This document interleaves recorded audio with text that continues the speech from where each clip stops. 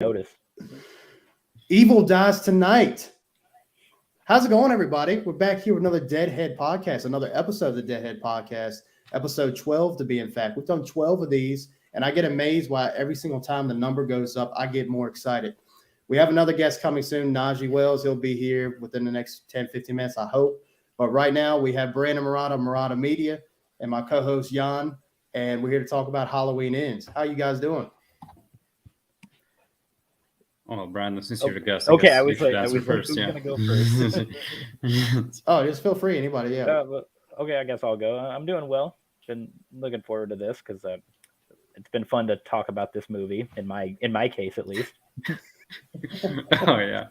Yeah, he's been very, very vocal with his opinion. So I'm excited to see if they're still the same and if he can get even more like cartoony in his argument.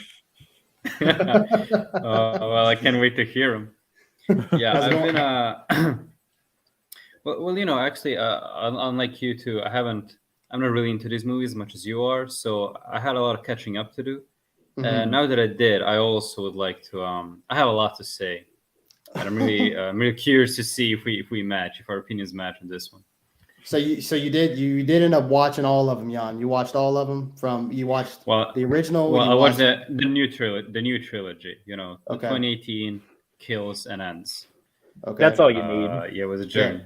That's all you need. Yeah, Because all the other movies aren't even canon anymore. Inconsequential. Yeah, that's what I heard. Yeah, I had to do. Right. Yeah. So did you? Because I messaged you. 2018 one. What happened? Oh, I'm sorry. Something happened. I think the sound was. What were you saying, Jan? I'm sorry. Oh no, I was just saying that. I did some research and I found out that basically Halloween 2018. I thought it was a reboot, but no, it's actually a sequel. So they made a movie called Halloween, right? And there's a sequel that's also called Halloween, which is just fantastic in its own right. I think we got Najee. Am I glitching out? Oh, nice. No, I was bringing Najee. Yo. Oh. Driving. Najee. Driving. Can you hear me? Yeah. Okay. All right. It seems like we're in a little bit delayed. We were waiting for you to get in, man. I'm about to pull up to my house in like 2 minutes. Okay. Well, we could have waited till you got there. It's no big deal. I won't try to. I know if you're driving. Don't want you getting in an accident or anything. Yeah, I don't want you to slam into the back of a bus or something. I got you. All right. Well, you can. Yeah, if you want to, you can go ahead and get set up, and then you can come on back if you want. Might be better. All right. There we go. Oh, well, there he goes. Yeah. Right, good deal. Well, all right. Well, we'll wait for him to get back. Quick housekeeping. What I'll say is, I know you guys have heard me preach about it over and over again. We are now proud sponsors of Rep Sports and Raise Energy. Go over to repsports.com and use 15% off. Use our 15% off code Deadhead96 to get Raise Energy, which is my favorite. 0 carbs, 0 sugars, 0 everything except for the things that you need to get by day to day. You can also get t-shirts, bags, wristbands, protein powder, sleep aids, whatever you want. Just use our discount code Deadhead96 at checkout. You get 15% off your entire order, and you won't regret it. So while we're waiting for Najee to get here, we'll go ahead and get into our Halloween Ends discussion, as I don't think we need to really come out and say it, but I'll say it anyway. Spoiler warning. We're going to spoil the absolute dog shit out of this movie. And we got a lot to say about it. So what I'm going to do, guys, is how I want to do this. So I want to start with, I don't mean to pick favorites here, Brandon, so just give me a second. I'm going to go with Jan first because I'm a little interested to hear, because he's a newcomer. He doesn't know much about this franchise besides what he just recently watched. So my first question for you is, and then you can tell me your overall thoughts on what you've seen up to this point in Halloween Ends. And by the way, we can all chime in if there's something that you said that's interesting. Is when I messaged you like 2 days ago and I said, how is the binge watch? Have you started watching them? And you did not reply to me. So first off, I did not. What the hell? No, you did not. I said, have you started watching them? And you just read my message. So I didn't know if you meant, oh crap, I forgot, or you didn't do it. So that's my first question. Second is, after watching them now, they're more fresh for you than it is for probably me and Brandon. How do you feel about what you've seen thus far with the original and then the trilogy? Excuse me. All right. So my unfiltered opinion is that they're kind of I mean, they're kind of shit. At least the newer ones. I mean, I'll be honest with you guys. Okay. Like, right. I can respect the original one because it's a classic, and even knowing the history of how it all came to be, right? It started as an independent flick. I think there's a lot of respect I have behind it. Even though it's not my cup of tea, I can at least watch it, right? Even though there are some scenes that I might not really enjoy, like some dialogue is a bit corny, some action scenes are a bit over the top. I can appreciate, right, its artistic value.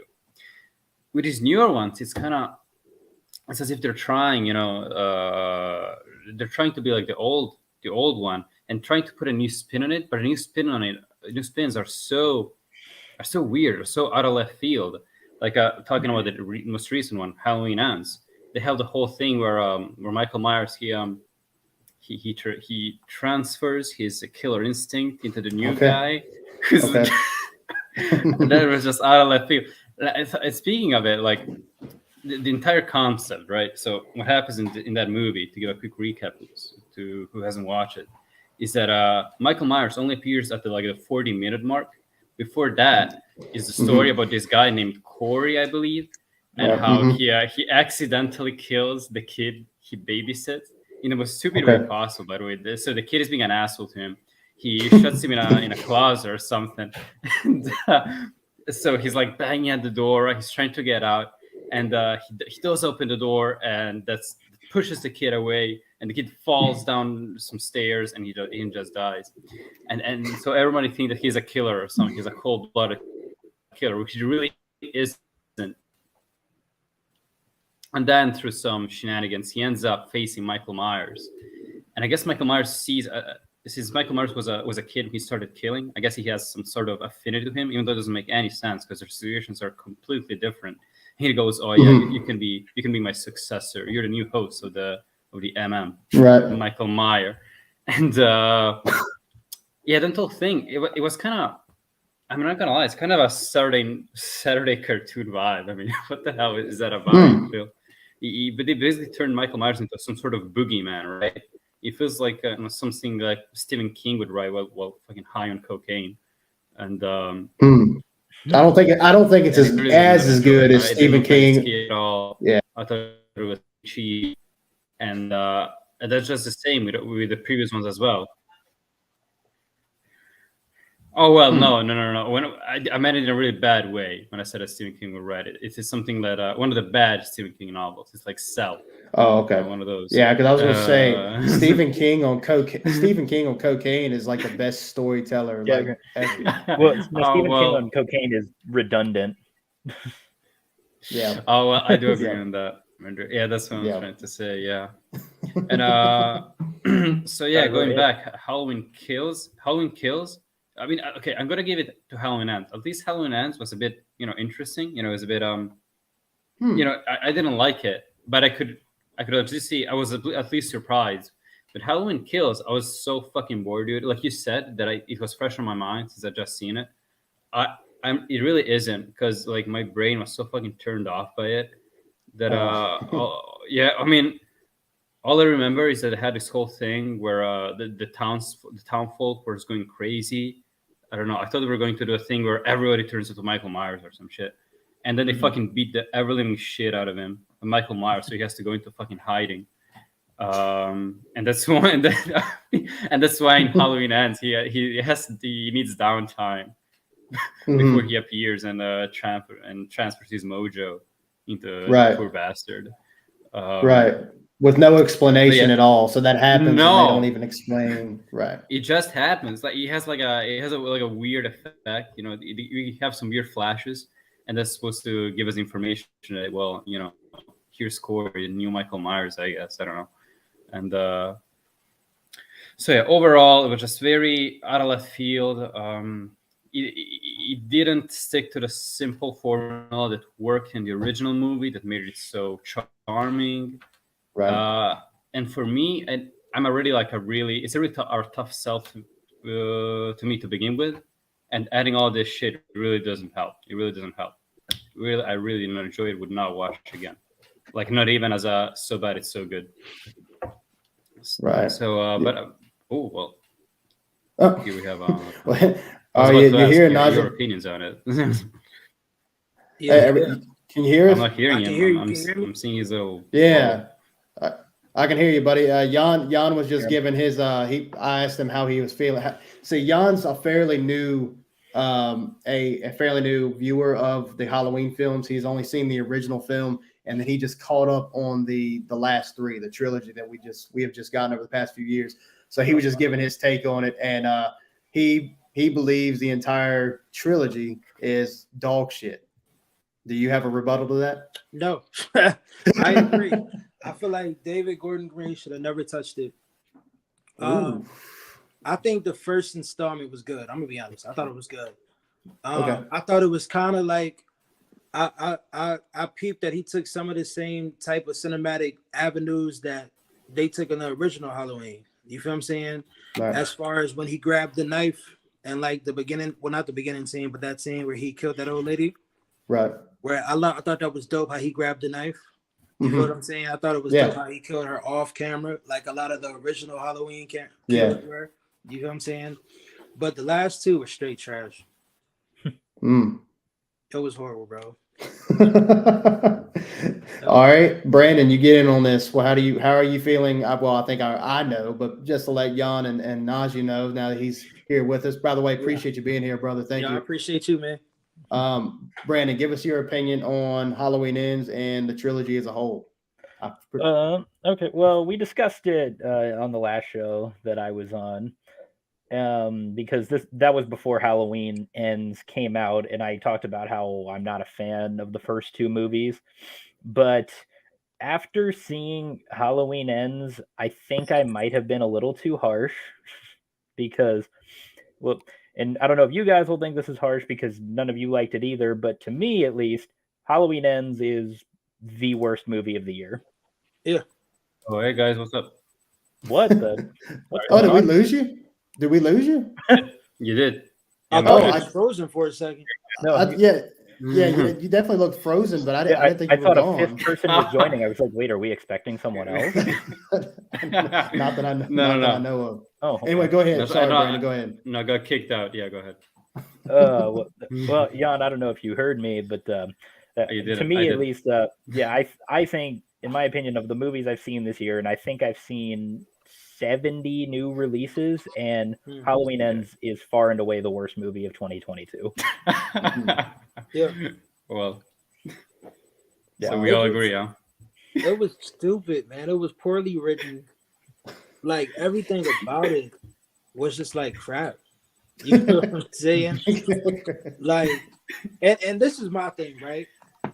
I feel as if, so we've all seen all the movies. I'm not going, I mean, these installments, right? Right. Yeah. So, in my opinion, right? So, if we would have took the ending of Halloween Ends and put it in Halloween Kills and put the ending of Halloween Kills and Halloween Ends, it would have been a better movie. You feel what I'm saying? If they could have just switched certain things around with those two installments, it would have been good, because the story, the idea that they were trying to do, I get it, right? But they should have just had a lot of more Michael Myers in there for this to be the end. For sure. And then you just put him in this joint and chop his body, man. Stop it. So you're talking about, real quick, so you're talking about at the end when Michael kills that mob, right? When they have stabbed and maimed him and shot him and everything, and he comes back and kills everybody. You would be fine if the way it ended was the way Kills ended. Is that what you're saying? Like, he just slaughters everybody and he wins? It could have been like, boom. You know how they brought this Corey character into play, right? So it would have been dope for them to kill him on accident, thinking he was Michael Myers, right? Okay. And then have Michael Myers come back, of course, in Halloween Ends, and then he get killed by that big mob, right? Like something like, it just so much could have been put together differently. You feel what I'm saying? Yeah, the only thing about that is that you got this stupid, and I think, like I said, we all watched them. They had this stupid storyline in Halloween Kills where you had this Danny DeVito looking asshole running around, and everybody thought that was Michael Myers for some reason. Like nobody's seen this guy before. So like I get what you're saying. That wouldn't be a bad way to end it. But then they already kind of did that with how they had this little short midget guy as Michael Myers. So it's not nothing on, short guys. Are they midgets? Yeah, I'm not saying that. I'm just saying, but this guy looks literally nothing like Michael, and you would think somebody would have saw what he looked like. You know what I'm saying? Nothing. He was short and round. Michael Myers was sweet. You know what I'm saying? Like, what are y'all thinking? What are y'all thinking, man? Short for the whole town to be scared of this guy, y'all surely don't know what he looks like. No, really. No. Yeah, you got Tommy Doyle at the bar, like that one night in '78 where everybody got murdered. It's like everybody, there was 4 people that got murdered. You know what I'm saying? It really wasn't like I'm not saying that's not a terrible thing, right? If this happened, people lost their lives, but let's be honest. There's other people. There's been worse. There's been worse killers. Yeah. I'm telling you, they're trying to turn into the fucking boogeyman. Yeah. Well, he's supposed to be like a boogeyman, like in the original. I remember a shot where you got Laurie Strode up against the wall, and she already killed Michael, and then Michael comes out of the black doorway. You see his face. Mm-hmm. That's supposed to be very boogeyman-like. So he's always had that essence to him. But I think that like what Najee was saying, where like y'all are so terrified of this guy, you don't know what he looks like. I'm not saying you got to know what his face looks like, but come on, dude, y'all haven't seen the fucking mask like not one time. Not like I know he's haven't you seen the movie? I haven't seen the movie. Yeah. They got like, 15 of them. It was like, and a part of what made Halloween terrifying to me, right, growing up, was the chase. You feel what I'm saying? He only chased like one person this entire movie. Well, right. 2. He chased Laurie's daughter, and then he chased old girl in that little park. You hear what I'm saying? Oh yeah, and Halloween Kills. Oh, you're right. Yeah, but he's supposed to be like chasing people, like, you know what I mean? Yeah. Like if you turn around, he's gone. If you turn around, he's right there. It wasn't that type of feel to it. Oh no. Right. Oh, and Nancy turned into a fucking wuss. Yeah. Bro. Yeah.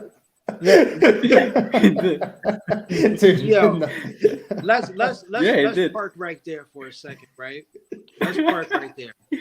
So we have Michael Myers, right? A guy who, the more he kills, the more he transcends. Right. Mm-hmm. How would Laurie know that? But go ahead. Right. Granted, it's been 4 years. Right into the future. They burn his house down or wherever they say they did, where they burn the house down. Mm-hmm. This guy's living in the sewer. Mm-hmm. Right? The Michael Myers I grew up on, it ain't no way it's gonna be this hobo outside here knowing I'm alive. You feel what I'm saying? And then he's not gonna have this little kid, he's not gonna choke him, have some type of premonition of this guy's whole life story and let him live.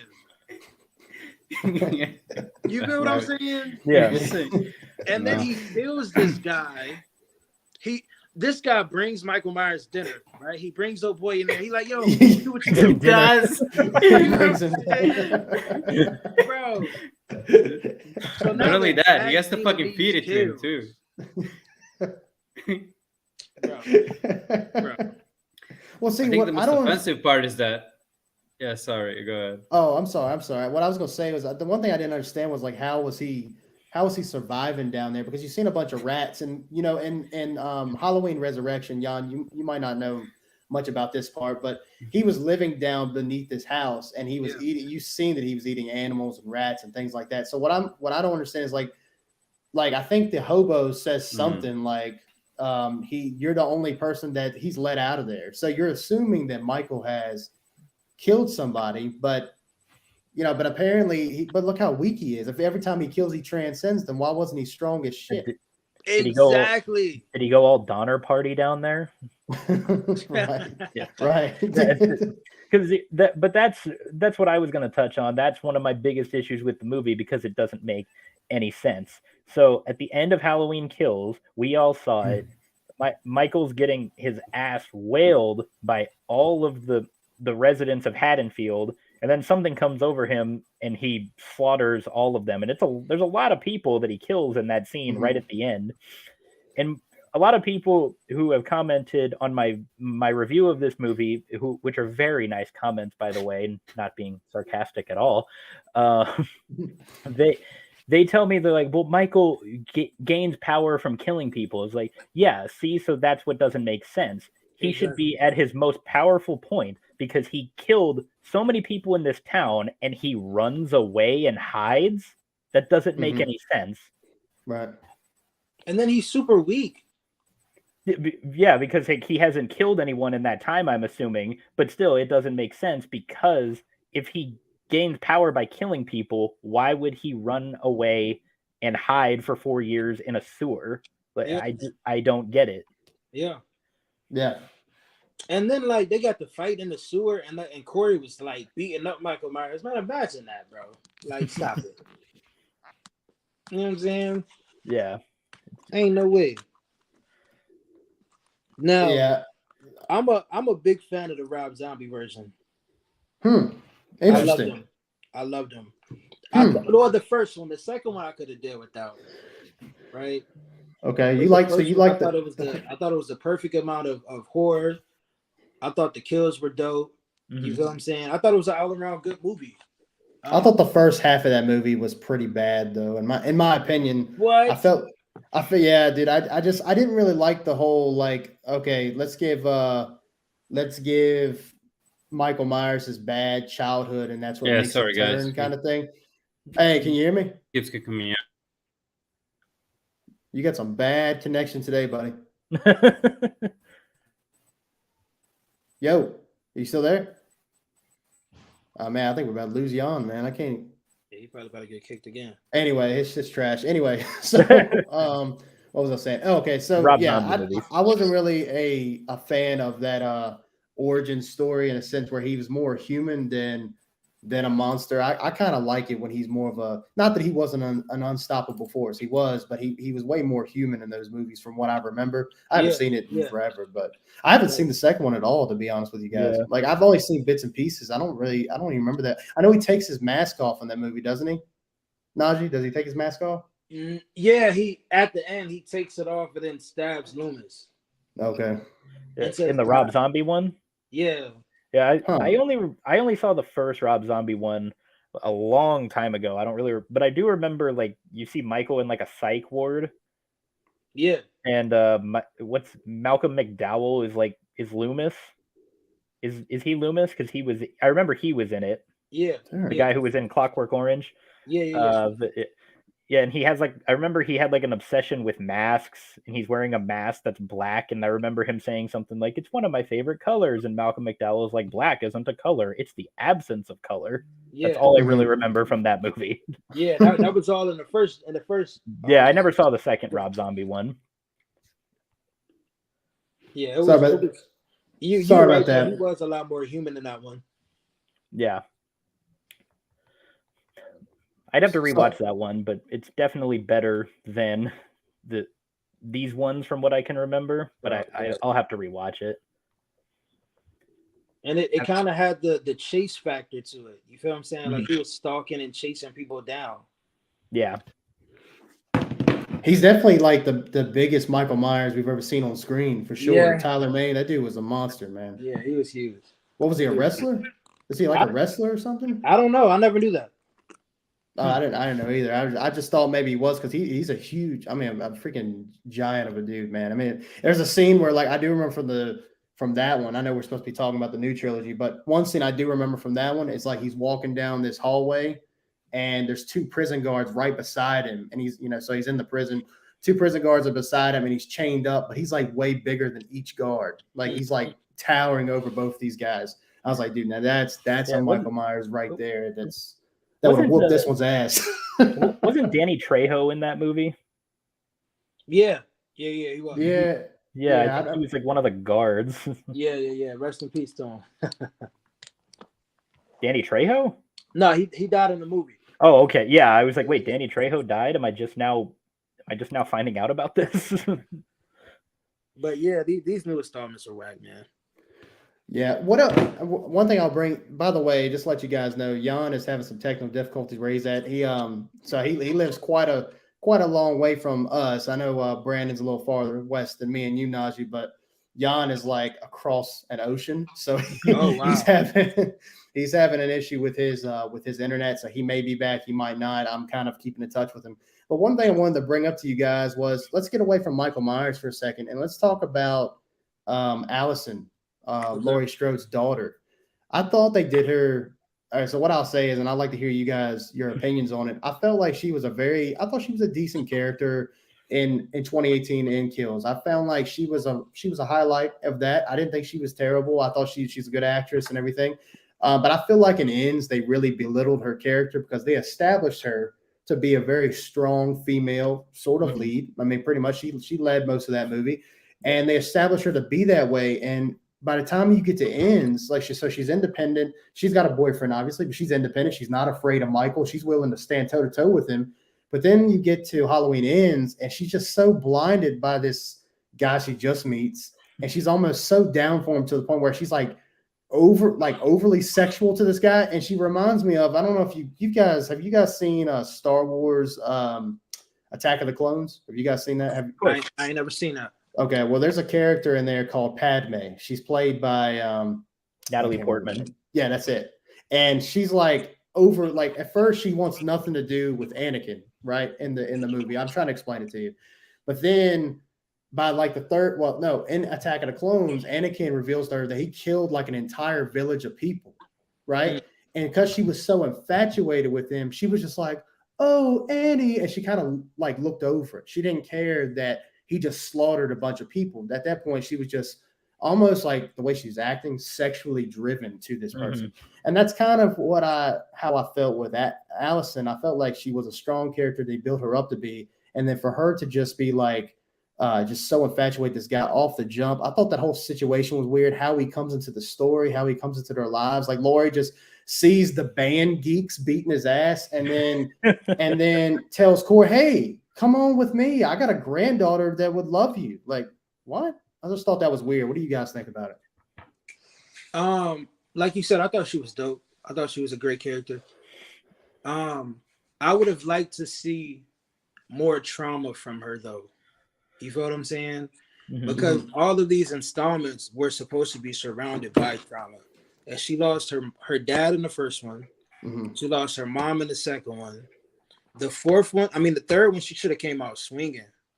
You feel what I'm saying? Yeah, I agree. And instead, like you said, like her character just shifted to like something totally different, which could be a result of the trauma, right? Mm-hmm. But I feel like a lot of stuff just wasn't talked about in these movies. You know what I'm saying? They swept a lot of the stuff under the rug. Like, but yeah, I agree with you. Like, she shouldn't have been over sexualized in that joint. She should have been more. In my opinion, right? She should have took on the role of the original Laurie. How Laurie became, kind of like isolated. You feel what I'm saying? Right. And on protective mode the whole time. It would have been good to see her turn out like that. Because it just would have made sense. You feel what I'm saying? Mm-hmm. It's just, I don't. Yeah. Well, I will give the movie a little bit of the benefit of the doubt, Dylan, because I don't think that I don't think Laurie brought Corey to the hospital with the intention of setting him up with Allison. She was just helping him because after, she fights off the band geeks. And I must say, as a band geek, as a person who was in band in high school, we did not bully anybody. Mm-hmm. Because band was full of weirdos. Correct. We weren't the bullies. We were the victims. But, okay. And but I said the same thing as soon as she brought him to the hospital, and Allison just has this look on her face. And in my review, these were the exact words I used. She looks at him and then she just immediately creams her pants. Jesus Christ. She's like, "Oh my God." And I'm like, what? Dude. Yeah, he looks like a weirdo. And it's kind of funny because like she lives in the town, so how does she not know who he is? Because everybody else seems to. Right. Everybody else knows him as the kid who killed a child on Halloween 4 years prior, but she's like, "Ooh, this guy's sexy," and it's just it's ridiculous. That's a good point. That's a good point. I didn't think about that. That's a really good point. Yeah. And I think the beginning of that movie was the best part. Of Halloween Ends? Yeah, I think the beginning was dope. How he, you know what I'm saying, accidentally killed him. Oh, okay. So you like that. Jan said he thought it was, oh, yeah, that's right. You got here a little late. Jan said he didn't really he thought the beginning was kind of stupid with the way the kid died and the way it all happened. He wasn't really a fan of it. So you liked the way it started? I thought it was dope. I thought it was interesting. Because before the movie had came out, I was researching it and I was told that it was going to be based around a guy who basically gets accused of killing his kid. And I didn't know that's how it was going to play out. Mm-hmm. You feel what I'm saying? Yeah. I thought Michael Myers would have killed the kid and he would have got blamed for it. Yeah, I thought, yeah. You feel what I'm saying? But I thought that was really dope. And then for the parents to come back and to see him, I thought it was dope. I thought it was really creative. And then after that, I'm like, this is so whack. Yeah. Yeah, I was thinking the same thing when it started. I was really confused. I was like, okay, who's this person? We've never seen them before. But I kind of noticed in the past movies we focus on these characters that aren't really important. So I thought, okay, maybe this is on the night of Halloween Kills, and Michael, like, I don't know, breaks into this house and kills these two kids. But no, it ends with this child falling down a threshold and dying on impact. Which so you can call me heartless or just a bad person, but as soon as that kid hit the floor, I held in a huge laugh. Shit. It was it was just so unexpected. I was like, oh my god, yeah, like this child just died at the like, wow, that's how this movie's gonna begin, with the murder of a child. Like, okay. Yeah. It just caught me so off guard, but but I thought it was going to go that direction, Michael killing them, and then it would pick up immediately where Halloween Kills left off, but instead it jumps 4 years ahead, and that's what I said in my review. It just feels so disjointed. It felt like there was just something missing in between. So do you think the movie would have do you think this trilogy would have benefited if it all happened on one night? Absolutely. Yeah, because I liked that. Because, as we know, 2018 ended, and then Kills picks up like immediately where 2018 left off, because not everyone knew that Michael was in town yet. And then when they find out, they're like, oh, we need to rally against him and we need to stop him once and for all. Evil dies tonight. But then Halloween Ends picks up 4 years after the fact. Yeah, I think this trilogy would have been so much better if it all took place in one night. That's the crappy part, because as much as I don't like this trilogy, it had so many good ideas, but they missed the mark on all of them practically. There were a ton of good ideas in here, but they didn't know what to do. Well, let me hear you, Najee. So you agree that if it happened all on one night, it would have been a better trilogy? Yeah, because and the reason I agree is because them skipping so far ahead in the timeline, they didn't talk about a lot of stuff that they needed to talk about. You feel what I'm saying? They didn't really discuss what had happened in those 4 years. I mean, aside from, I guess she was like, people have been committing suicide, but I think that was all from that one night. You know what I'm saying? They didn't really say what was going on. It was just a lot of stuff left on the table that they could have addressed, like how the town was actually affected after everybody getting killed. You know what I'm saying? Yeah. Like, how did y'all rebuild? They could have started there. You know what I'm saying? It was so much left, bro. It was so much left. Yeah, so much left. And I don't think we ever saw Laurie actually find out that I think Karen was her name, her daughter.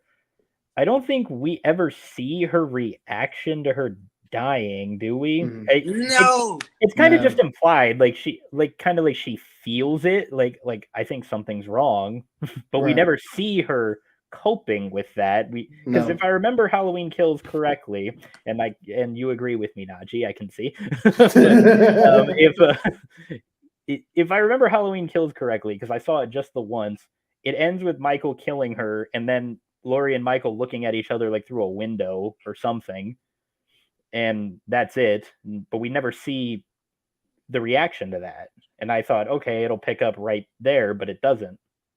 So no, Laurie was actually in the hospital when Allison got killed. What, she was still in the hospital? Yeah, I don't really remember because, like I said, I saw it just the once. She never came out the hospital that whole movie. You feel what I'm saying? Mm-hmm. But in a certain, I think it was like the director's cut.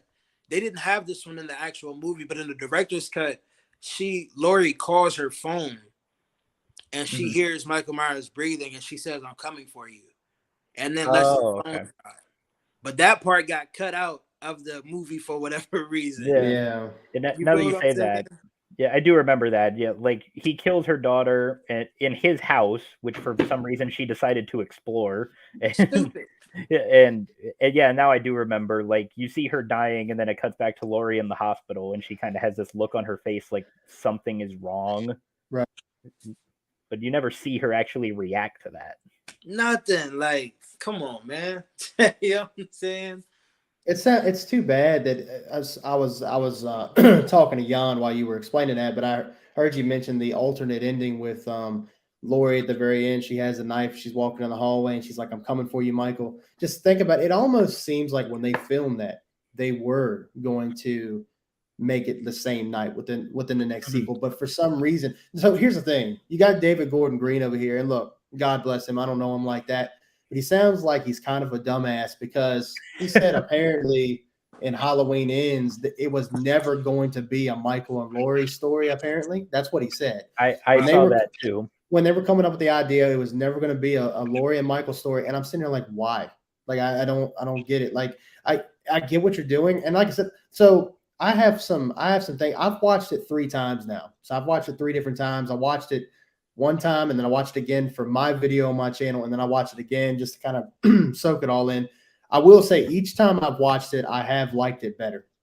But I will say it's still I think it's going to be crazy. We're going to look back at this movie in like 15, 20 years, if not less, and it's going to be a cult classic, just like how Halloween 3 is. Halloween 3 is a cult classic, and Michael's not in there, and that's a decent movie. I don't know if you guys have seen that, The Season of the Witch. I've never seen it, actually, no. Good. It's an interesting concept. Just Michael's not in it. I think they mentioned Haddonfield like once, but it's not like they mentioned what happens there. I think they're just letting you know that these movies are somewhat connected. And so, like, that's why in Halloween Kills, when you see those kids wearing the skull mask, the pumpkin, I can't remember what it is. I think one's dressed up like a witch. Those were exact costumes from Season of the Witch. So they're trying to drop hints that stuff may or may not have happened. They just haven't come out and said it. But anyway, to get back to my point, I think David Gordon Green, I don't know if it's him. I don't know if it's manipulation from the writing staff, but they somewhere in there, they got confused on what they wanted to do. And they knew they wanted to be ballsy with this sequel, which it was.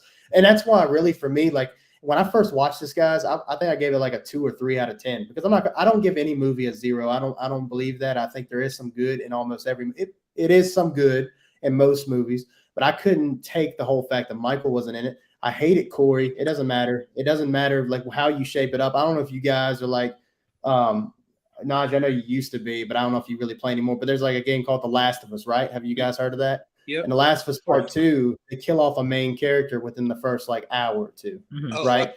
And then they make you play as that character like for pretty much the whole game. And that sucks. This is kind of what it felt like to me. It kind of felt like you stripped Michael to give me Corey, and you want me to get behind him. And while I was actually, look, that scene where both of them were killing at the same time, I did think that was kind of interesting.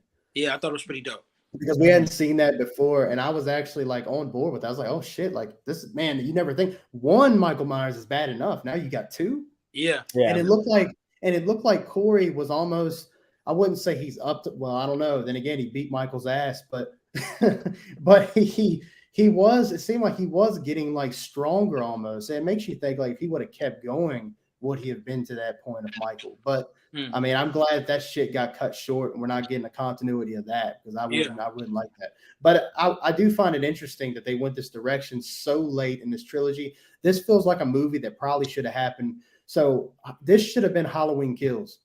hands down. We should have already seen a copycat killer. We should have already seen it. Halloween Ends is Laurie and Michael, and that's what everybody wants, man. It's not being generic. It's not being samey. That's what we want to see when you're trying to cap off a trilogy. If you're trying to end that story between, because for some people, this is their chronological way to watch them, right? Like you got people like probably more like me and Najee, probably not like Brandon, but me and Najee, we love every single one of these movies in their own way. Like even like, I'm sorry, I like Halloween Resurrection. I liked it when Busta Rhymes karate kicked the shit out of Michael Myers. It was cheesy, it was funny. I don't care. I still liked it because Michael still felt like Michael to me. Exactly. Right? This doesn't feel that way. And I know I could see people in the comments now watching. Oh my God, this is a guy that's coming from says he likes Halloween Resurrection, and I like H2O too. I don't give a shit. Facts. I like them both. Facts. All right. Matter of fact, I'll do you one better. I like Laurie Strode in H2O than I do in this new series. In this new trilogy. I like her better. I felt like her trauma was more realistic. Yeah. How she grew up was more realistic because you got to admit the way her progression is in this new trilogy, they almost made her like, what's that chick from the Terminator? Sarah Connor. They kind of made her more Sarah Connor, right? With her being like, she's practicing rifles and shit. She's got her house ready for him whenever he comes. And that's cool and stuff. That's one of my favorite scenes from 2018 is when they're walking to the house and she's trying to trap him in each room. And you got these bars coming out. I thought that shit was sick. At the same time, I like it better when you got someone a little bit more vulnerable, and that's how I felt like Laurie was when she's walking around campus with the axe calling for Michael. That shit's sick. I prefer that, in my opinion. I don't know how you guys feel about it, but I like it. I was gonna say that's another huge issue I have because even though I don't like 2018, but that movie is Citizen Kane compared to Halloween Ends. But I really liked how that movie started, just with those, I think they're podcasters and they go to visit Michael like at the prison that he's in. Investigative journalist. Yeah. And they have his mask and they're recording it and it gets really tense and then a really sick remix of the theme song comes in. Say something. And, exactly. And I was like, that's a really, really good start to this. And then we see Laurie, who's this hardened old woman because she's still traumatized by the events from 40 years prior. But Michael's locked up, but she knows. She's like, no, he's going to come back. He's going to get out and come back. I just know it. And so it felt like they abandoned her character from that because he kills everybody at the end of Halloween Kills, including Laurie's daughter. And at the beginning of Halloween Ends, she's like, well, I guess I got to start a new life. I'm going to buy a new house and just move on. And, even though Michael's still loose, most of the town is dead and she's okay with this. But at the beginning of 2018, Michael's locked up. Nothing has happened for 40 years and she's ready. She's like a doomsday prepper. I don't know what the hell they were thinking. It doesn't make sense. And I didn't even think about that till you just said it. That's crazy. Like how you this prepared after something that happened 40 years ago, but 4 years you're baking pies and living your greatest life. Saying right in the heart of your city at that. Yeah, that's right. But she's okay with it, just talking about her daughter, the kind of guy her granddaughter needs to find, while saying like you need to show guys your fucking tits or something. Which is one of the worst lines in the whole movie. Dude, fucking horrible. This whole trilogy was full of bad lines. I don't know if you guys remember, but in 2018, the line "I got peanut butter on my penis" was coming out loud, and I'm okay. I think like that's all Danny McBride, because if you guys know who Danny McBride is, writers on this, and if he's responsible for those lines, he should never write anything like this again. But I just don't. It seemed like they completely abandoned what they had going with Laurie's character, and it didn't make any sense. And then we got to talk about Corey, right? Can we talk about how these high schoolers bullied him? You feel what I'm saying? Yeah. Band geeks make it worse.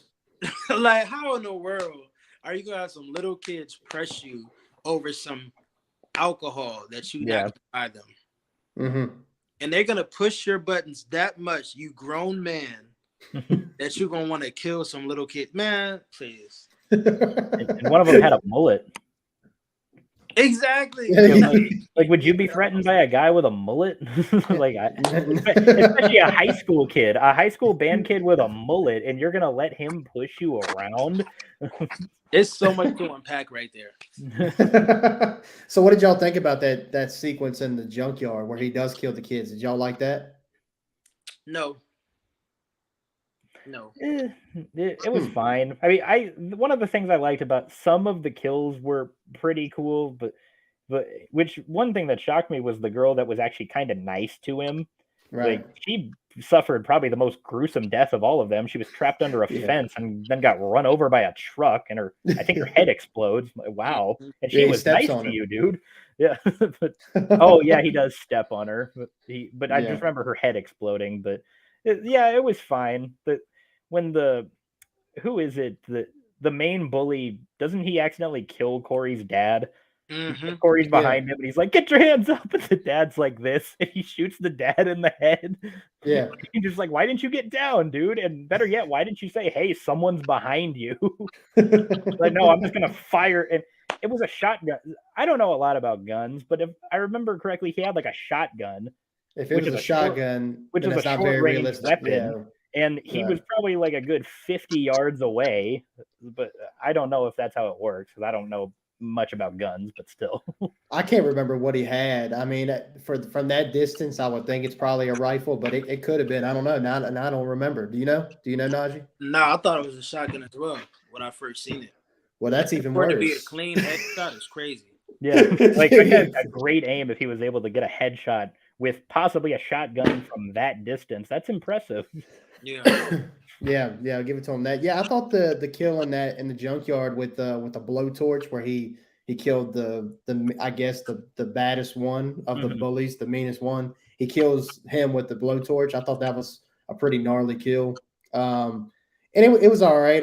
I liked it was kind of weird though when you first see him. He has the mask off and he's holding it in his hand, which kind of brings me to my next thing, like how easy he took that mask from Michael still pisses me off every time I think about it, because you see Michael at first when he's like, "I need something from you," and you see Michael first just push him off, like get the hell away from me, and then like Corey's like, "Give me that mask, give me your shit," and he just would not stop, man. And so when he like swept his legs out. Yeah, I'm a big MMA guy. He straight up swept his legs, put him in full guard, and took the freaking mask. I'm like, what the hell is going on here? And that's when Michael should have killed him. Right there. That's when should have killed him. I thought those kills in the junkyard, I thought they were dope. Mm-hmm. I just personally feel like Michael Myers should have killed them. Oh, okay. So it wasn't Michael, so it didn't mean crap to you. Okay. Yeah. And then, like, if you want to be honest, bro, Michael Myers, he probably only killed 2 people. I think 2 people. He killed the cop. The cop, the Allison's co-worker, and who am I missing? He killed Corey.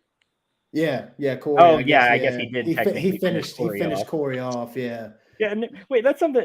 Going back to that cop, that's something else I wanted to mention, because that cop dated Allison, and Allison's like in her 20s, and that cop looked like he was maybe in his 40s. Bro, that was weird. Yeah, and that cop was a creep too. He really was. You didn't call me back, Allison. Yeah. Then that leads to another cringy line when they're in like that diner, and the cop comes to their table, and Corey's like, "She said we're good," and they're like, "Is there a problem?" And he goes and sits down, and Allison says, "Just burn it all to the ground," and Corey's like, "I'll light the match." Bro, it was so bad. Dude, that sounds like some straight up Twilight shit. Exactly. That's what this whole movie was. It was like Riverdale, an episode of Euphoria or Riverdale. When she's like, when they're on the motorcycle and she's like, he's driving a motorcycle, she's on the back of it like rubbing his chest and shit. I'm like, what the fuck am I watching? It's funny because after that, because that cut is from they cut to that after they kill the doctor and like the nurse. And with that cut, it looks like Michael is riding on the back of the motorcycle. Oh God! Like dude. Michael has his arms around Corey, which would have been hilarious. No, that would have made it even worse because he's already a little bitch in this movie. So I don't like to see him. God, that you better run your ass over to somebody's house. It was so bad, man. Yeah, like, we went to the movies and seen it. My girl, she could just look at my face. She said, "You don't like it, do you?" I said, "Hell nah." Hell no. I was gonna go see this at the movies, and I immediately refunded my ticket and just watched it on Peacock because I knew I had a feeling it was gonna piss me off, and I just couldn't see. I was supposed to go with some family, and I had purchased all the tickets and everything, and the day came, and I was like, dude, I can't do it. I think I'd rather just watch it on Peacock. I'm paying $6 a month. And I can watch it right now. So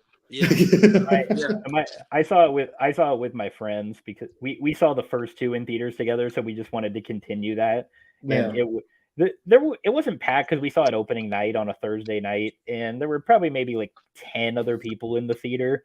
Really? And I could just tell they were annoyed with us because we were laughing out loud at so many moments.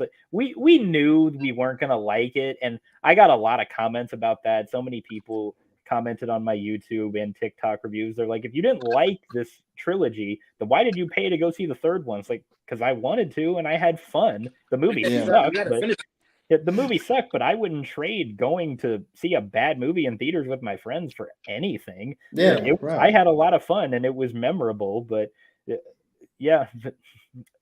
we just laughed the whole time. Yeah, it's all about the experience, man. Yeah, I mean, if you see it with the right people.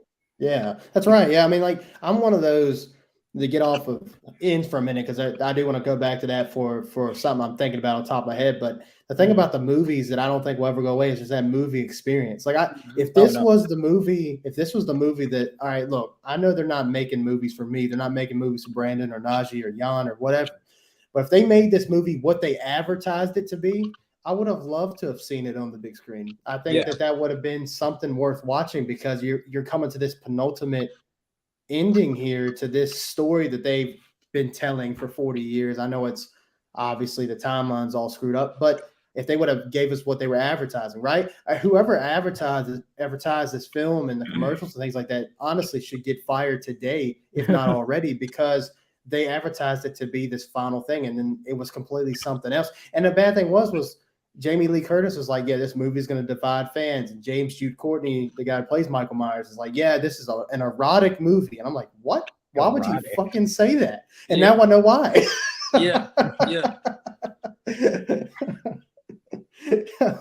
And it was some pieces that was cut out. Mm-hmm. You feel what I'm saying? Mm-hmm. You remember in the trailer where it showed Corey, he was walking up the steps and then he pushes the door open. Right. Yeah. That was cut out of it. And instead, when he's outside the house. Yeah, they showed him pushing the door open, but all that other stuff where he's coming into the house. Yeah. It got cut out. Instead, we got the suicidal Laurie Strode. You know what I'm saying? What was the deal with that, by the way? What was the deal? I didn't catch. Look, I want you guys to give me more explanation on that because was she actually trying to fool Michael or Corey in that instance? Yeah. Or was she actually going to do it? No, she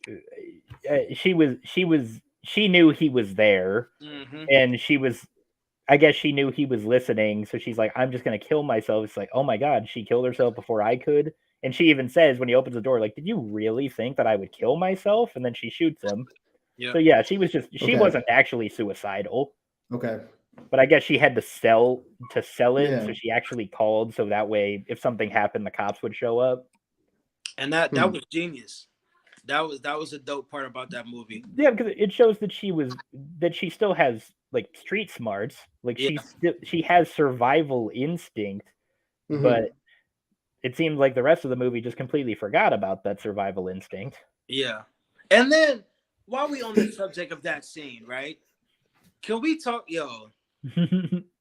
this dude Corey said, if I can't have her, nobody will, right? Right. Talking about old girl. He stabs himself in the neck, dies for a second. For a second, yeah. She comes in and she's mad at Laurie Strode. Allison, yeah, that's right. As if you can't tell, this grown man is laying here in a Michael Myers jumpsuit and has his mask. Like, what did you think was gonna happen? You know what I'm saying? Like you tripping because you think she stabbed him, but it clearly would have been self-defense. Right. The same person that killed your mom and dad. Yeah, because I thought the same thing because I rewatched. I didn't rewatch it, but I had to rewatch a lot of scenes when I was making my review because I included scenes in the video. But Corey actually just says, if I can't have her, he doesn't say no one can. Mm-hmm. So he's like saying, if I can't have her, then like I can't have nobody, or like if I can't have her, I'd rather die. So he kills himself. And then, but the stupid thing is though, is like, you know, Laurie sees this happen right in front of her, and she's like, what does she do? She's like, oh, I gotta grab the knife out of his neck. Why? Yeah. And then as soon as she does that, Allison walks in like, and it looks like she killed him. Yeah. Like, why would you take the knife out of his throat? Like, just leave it, because we know you didn't kill him. But obviously Allison doesn't know that, but it looks like you did. And that just goes back to Allison. Allison is just, you know, again, like if you look at her for the first two movies, she doesn't look completely stupid. She's not a stupid character. She's actually pretty smart. She shows that she has some independence there. And for her to come through the door and immediately jump to conclusions, she immediately sees her grandma over this guy's body. She thinks she killed him for some reason. She walks out the house. She just walks out the fucking house. She don't even say anything to her. She just walks out the house. So you're just gonna leave your grandma in there with a dead body? Yeah, I thought that was so stupid. I think she yelled. I think she yelled at her. Yeah, she does. Like, you did this, and then she just leaves. Yeah, just leaves, man. Like, what are you doing? And then suddenly Michael shows up just out of the blue. Not sure how he found where Laurie lived, or like maybe he followed. He did follow Corey there in one scene. Do you remember this, Najee? Where he was outside. Yeah, he was outside waiting he was like behind a tree when Corey, I do remember that. Yes. Yeah. So that. He does know where she's at, but what I want to know is how the hell was he getting there so fast? And that's why the whole meme is going around with him riding on the back of his motorcycle everywhere. Yeah. It is kind of funny, and it is kind of plausible, like why he's there. It's fun. I mean, it did showcase that he has like superhuman speed, because if you remember at the beginning of Kills, like when he kills that cop, and then the other cop starts shooting at him, like he just exits the door, and then the cop is shooting at him, and he runs after him, and by the time the cop gets out the door, Michael is already like halfway down the stairs. Oh yeah. At the beginning of the movie. Like, wait, how did he already get down the stairs? Like, he's walking at a snail's pace.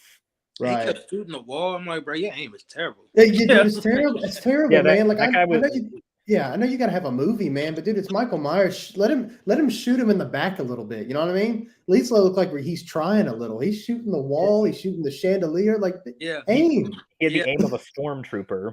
Dude. Like, it'd be a great stormtrooper if they hired that guy to be one. How great was that flashback though? Let's bet on that for a second. I did dig that flashback with in Halloween Kills. Yeah, that shows the 1978. I did really enjoy that. I thought that was great. But like I said, Kills was full of good ideas. This whole trilogy was, but just the execution of all of it just missed the mark by a wide margin. Mm-hmm. I think minus the Evil Dies Tonight chant, I think Kills was the best one. Ooh, I think it was the best one as far as like the flashbacks. Flashbacks. Yeah, the mask looked dope for the flashback. It looked like the original joint. Yeah, it did. And the way they had Loomis in there was dope. Yeah, dude. Michael, did he kill again? Yeah. That was really dope. You I forgot about that. I thought the storyline for Kills. I'm trying to remember how that joint went. It's very forgettable. It's all right if you remember. Like Michael comes back, and the town finds out he's back, so they all fight against him. Yeah, that's right. Because it started with them going away in the truck, and then Michael kills all the firefighters. Yeah, because he was burning alive in Laurie's house, and then the firefighters come, and Laurie's like, "No, let him burn." Yeah, and they let him out, and he just goes ham on all the firefighters. Yeah, people were attacking I thought that him. was the best one, bro. Yeah, but they were attacking him one at a time. I did find that kind of stupid. Like, like y'all stop doing that. Like a turn-based RPG. Like, all right, now you take your turn. You take your turn. Yeah, Yeah, I mean, I know he's unstoppable. Like he's a freak in nature. But come on, guys! Like somebody go for his fucking legs, and the other person just get on top of him and just start beating the dog shit out of him. Eventually, he's got to stop moving. Eventually, I mean, they did that at the end, and he still got up. So they did. I mean, I guess they did kind of debunk that theory, but I'm just saying like that the way they were attacking him was kind of funny. He was just standing there, and then I was like, "All right, you go. All right, now you go." They look like Fire Rangers. You know what I'm saying? So back to Halloween Ends. We kind of grazed over, but I'm surprised neither one of you brought it up. The scene in the storm cellar. So when Corey he brings that pervy ass cop into the cellar to Michael, and he leaves him in there. And so Michael attacks the guy immediately, but the guy is able to push Michael off, and Michael falls to the ground. And Corey's like, "Get up! What are you doing? Get up!" And he grabs his knife. I did like this part. I like that the music started playing. You hear that cool John Carpenter theme playing. He picks up the knife and he starts stabbing the guy. And you see his body start to kind of like pulsate, and like he's all like kind of crunched over and stuff. And then he starts straightening out as he keeps stabbing the guy. What'd you guys think about that? Do you like that scene pretty well? I actually didn't mind it. I actually thought it was all right. I thought it was dope because as if they're going with the narrative, the more he kills, the more he transcends. I thought it was dope, but it kind of just didn't make sense at the same time. Because like what he said earlier, he should have been like, this guy. And then the hobo's like, "You're the last one, the only one he's let out." He should have been that. You feel what I'm saying? Like, yeah, right. There's no reason we need to catch Michael Myers like this chilling. He's just hiding in the back. You know what I mean? Like, and it was also kind of dumb because, but I remember Corey is like holding the cop down, and Corey says something like, "Teach me, show me how to do it." It's like, you need a man to show you how to stab someone. like I'm not a murderer, but it goes in, it goes out, it goes in, it goes out. That's what she said. But yeah, that's right. Yeah, that's right. I knew that was coming. That's what she said. Yeah, I was like, as soon as I said that, I was like, someone is gonna say it, but I'm cool with it. The second thing sounded pretty bad too. But anyway, I liked it, and I think we mentioned this earlier as well. I think it's a blessing and a curse when you cut out all the other movies that happened in this entire franchise, and then you just have the original 2018 Kills and Ends, because by the time Laurie is able to subdue Michael, and at the very end of Ends, when she's got him on the table, which, by the way, that fight was kind of weak, by the way. Bro. When she has him on the table and she slits his wrist, and not actually is before that. She has his hand knife down to the table. He brings the hand up off the knife and starts choking her. And at that point, she starts thinking about, well, it shows like flashbacks to like the original and everything that's happened thus far. Well, it didn't. One, I wasn't liking the movie, so obviously I was already kind of negative about it. But also, too, it's like none of that shit really hits as hard because her and Michael haven't been through everything that we know they've been through, in another chronological, I guess you could say there's timelines, right? Yeah. And in this timeline, none of that other shit happened. So the other occurrences between her and Michael, like even if you included Halloween 2, right? Think of all the stuff that happened in Halloween 2, the original one in the 80s. Yeah. If they would have kept all that stuff in, it would have made it better. But the fact that you only had the original, and then you had the stuff from 2018. They didn't even see each other in Kills, so they only had the original in 2018 to go off of. So it really didn't hit as good, man. Yeah, like they haven't had as much history. Yeah, it was poor because we know as the audience, and because we're, I would say, I mean, Brandon, you at least have seen them. You might not be a full on fan like we are, and I'm definitely. I was telling Najee before the cast, I was like, I guarantee he knows more about it than I do. But I have seen them all, and I do enjoy them all for what they bring to it, even the ones that suck ass. Halloween 5. Yeah. I haven't seen all of them, but I think I've seen I saw 2 a long time ago. I I think that might be it. Besides the first Rob Zombie one, I have not seen all of that, but I did look up the scene when last time when you talked about Busta Rhymes going all kung fu. I looked that up and I was just laughing hysterically. He's like, "This is Yo, so Mikey, happy fucking Halloween!" He's like, "I'm like, this is so ridiculous, but at least I love it though. Like, it's so stupid and it's not good, but at least I'm like having fun with it." Dude, there's another scene you need to watch, and Najee probably knows about it. It's a scene in Halloween Resurrection where they're trying to scare the teens in the house. So Busta Rhymes dresses up like Michael Myers while the real Michael is in the house, and they end up running into each other. And that's a pretty I left funny the back door unlocked. Take the back way. Yeah. I thought that was really dope though. You feel what I'm saying? When I was younger, I was like, yo, what's about to happen? You know what I'm saying? I thought, looking back, I'm like, that's the corniest thing. You know what I'm saying? Yeah. But I thought it was dope growing up, seeing somebody like, and I thought it was like, yo, this is different. Because you got a guy who's acting like Michael Myers, and you got Michael Myers, and then Michael Myers is like, I bet I'm gonna go back there then. I left the door unlocked for you to go back there with Nord.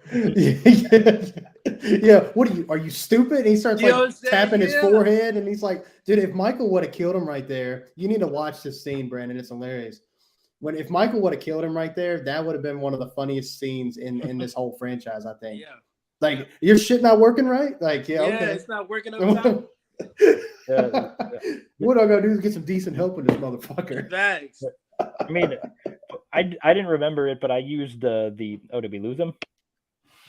Oh, nah, he's right there. But tried to call me. I hadn't seen it in so long, but I totally forgot, and I don't know if you saw it, Dylan, but I used it in my review just to make a joke. The scene in Halloween 2 when they see a guy Loomis sees a guy dressed like Michael Myers, and he's trying to shoot at him. He's like, "No, stop!" And the guy with Loomis is like grabbing the gun. And a car runs into this kid dressed like Michael, and it rams into a van, and the van just combusts. And it's funniest damn thing ever. Yeah. That's also the one where Loomis is like, I shot him 6 times. I shot him 6 times. Like, okay. Yeah. It's been Halloween's been dope, but realistically, it's been a lot of bad movies too. Yeah, most of them have been. Yeah, Halloween 5, horrible. That movie. His mask is stupid in that. It's like really long. Yeah, it's really long. It's got like the collar is like out. You know what I mean? Like, I'm like, what the hell is that? Like, why can't you get the damn mask right? That's like the most important part. Yeah. And then which one is it where I think it's like Halloween 4 or it might be 6 where he's like, he looks like he's wearing shoulder pads. Like his ears are sticking out and then his shoulders are like high up. And I'm like, what the hell is that, dude? He ain't supposed to look like that. We got to talk about how, I believe it's Halloween 4, where they're in the school. That's if right. you notice, go back and rewatch it, bro. So you have Michael Myers with the black hair in one scene, right? Short black hair. Why in the world, for a split second, they have Michael Myers with long blonde hair? Throws them out the window. Yeah. And then we get Michael Myers with the black hair again. Yeah. I'm like, what in the world? Dude, continuity error, man. It happens, dude. It's dog. God, yeah. But so while we're on that subject towards the end, I mean, what do you guys think about the final fight? Did you guys think it's pretty lackluster like I did? Oh yeah. Definitely. We got let down, man. We got let down. They were fighting. Boom, boom, boom, boom, boom. It was dope. It was dope. Lori was doing her thing. Michael was doing her thing. He swung her across the counter. Dope. Right? I was mad excited. And then it just like died off. You feel what I'm saying? Throws him on the joint, stabs his hands, throws a refrigerator on him. Refrigerators are extremely heavy. Yeah. So for you to boom, boom, boom. You know how strong you got to be to throw a refrigerator down. You know what I'm saying? And then she cuts his neck open and then cuts his wrist. And he moves out. But it felt like it kind of made Michael lesser, because in that moment she goes on a monologue and she's like, "You're not the boogeyman, you're just a man." Like, but if he's just a man, then why has he been so hard to kill this whole time? Right. Like, you're undermining everything that this guy has accomplished. Like, give him the respect he deserves. Yeah. And something that I just thought was funny, like, Michael doesn't make human noises when he's trapped on the table like this with the refrigerator pinning his legs on the table. He's just breathing. He's just like, he's not like making any human noises or anything. Right. Like, not like, shoot my knee. Why is he just breathing? Why isn't he like screaming or anything? Yeah, that's the same guy that gets kicked in the nuts and he doesn't even moan or make a sound. Like, it's you tap me there and it's timeout. It's over. You know what I'm saying? I yield. And then he pulls his hand out from the knife and his hand is like split in half. Yeah. And a little off, but did you guys see the movie Men that came out this year? No, I never seen that. There's it's an A24 film from Alex Garland, who did Ex Machina and Annihilation. That's right. It's mediocre, had a lot of good ideas, but it's not great. But that similar thing happens, like a character gets stabbed in the hand, the same hand, the right hand, I think, and they pull it out and their hand is just split open like that. And I was thinking of that scene the entire time watching Halloween Ends. Shoot. Didn't he choke her with that same hand? Yeah, he did. It was like your hand is split open, but you still have enough power to choke her with it. Like, dude, it's like it's dangling. It's dangling. It's dangling. Like, unless he's choking her like this, I don't know. It was so bad, man. Yeah, well, see, I was actually leading up to this movie, and I don't know, maybe you guys might have heard the rumors, but they had rumors about, because they established in Halloween Kills that obviously this dude's not human. You don't take that kind of punishment and just walk it off like he did. But one concept they had was that apparently, how he got his finger shot off in 2018 by Laurie, that there was a concept that they had made that he was going to be able to be regenerative, like being able to grow limbs back, and like Wolverine. Yeah, kind of like that, but maybe like in a slower rate. Like Wolverine, he'll get shot, and then like maybe like a minute later, you'll see those bullet holes start to close up. With Michael, it might take longer, because in Kills, I mean, he was missing his fingers there too. But I kind of wouldn't have thought that would have been kind of neat. Like, I think another concept was like he attacked some kids at a movie theater. Like, what are those movie theaters outside? Kind of, they're not a theater, but it's like you watch a movie outside, like a drive-in, right? And there was a concept about there was like some teenagers, and he ends up killing a few out there. And every time Michael would kill, like, he would get bigger. Like, it was kind of a concept they were thinking about going for, kind of making him more of a monstrosity, like with every film. Like, you see him get more powerful each time. And I don't know how I feel about that, but after watching Ends, I think I would have liked that a little bit better in a way, because that would be kind of different, right? I mean, like, that's something they haven't really done. I mean, that would have been interesting.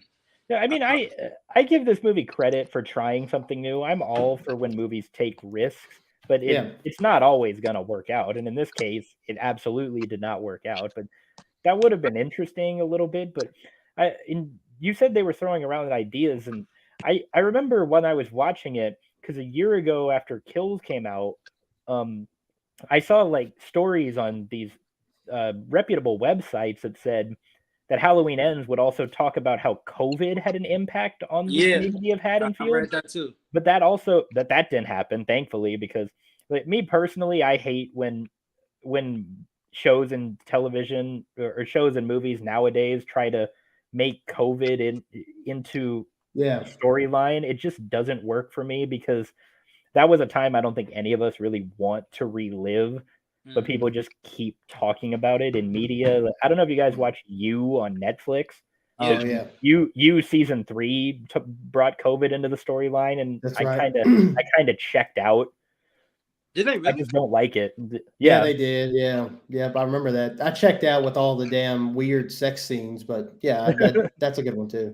Yeah, but the first 2 seasons of You were really good, but I'm glad they didn't go that direction because it seemed like they were going to do that, but they didn't, thankfully.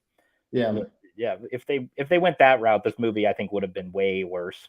Yeah, they had brought that up that Halloween Ends was going to address COVID and the election and all that stuff. And yeah, I mean, I don't know why you need to do that in a movie like this, you know, because it really has nothing to do with Michael or anything that's going on. And I think that David Gordon Green too, and I think someone made a good point about this. You may have said it in your video, Brandon, or I've seen it somewhere else. So excuse me for this, but somebody had said that this trilogy is less about Michael Myers and more about Haddonfield, like just the effect of Michael's kills. Like it's more about that and the people in Haddonfield. I think for the reasons that you say you don't like Halloween 2018, Brandon, you said that they focus on, and this whole trilogy rather, they focus on other characters besides Michael. Like they focus on Allison and her boyfriend, where the boyfriend throws her phone into a vat of cheese. And, like, you know, shit like that. You know what I mean? But maybe that's what, you know, what he was going for. But like, you know, it doesn't work well when, you know. It might be what he was going for, but if that is what he was going for, it just doesn't work because if they focused on the central conflict of just Laurie Strode and Michael, and hell, if they include the town of Haddonfield, like that, that would have been great. And if this movie picked up right where Kills left off, then this trilogy probably would have been decent. But it got so unfocused, and they decided to focus on all these other characters that are far less interesting, less likable, and just completely forgettable. And it felt like it all led to nothing, especially with Ends, because you focus on Corey this whole time, and he just ultimately ends up killing himself. Right. Would y'all, you know, that's a good point. Let me ask you guys this. Would you have rather if Corey lived through this movie, or are you happy with that he died? Or would you have rather have seen him live on, even though since we've had a whole movie to focus on him? I'm glad he died. Okay.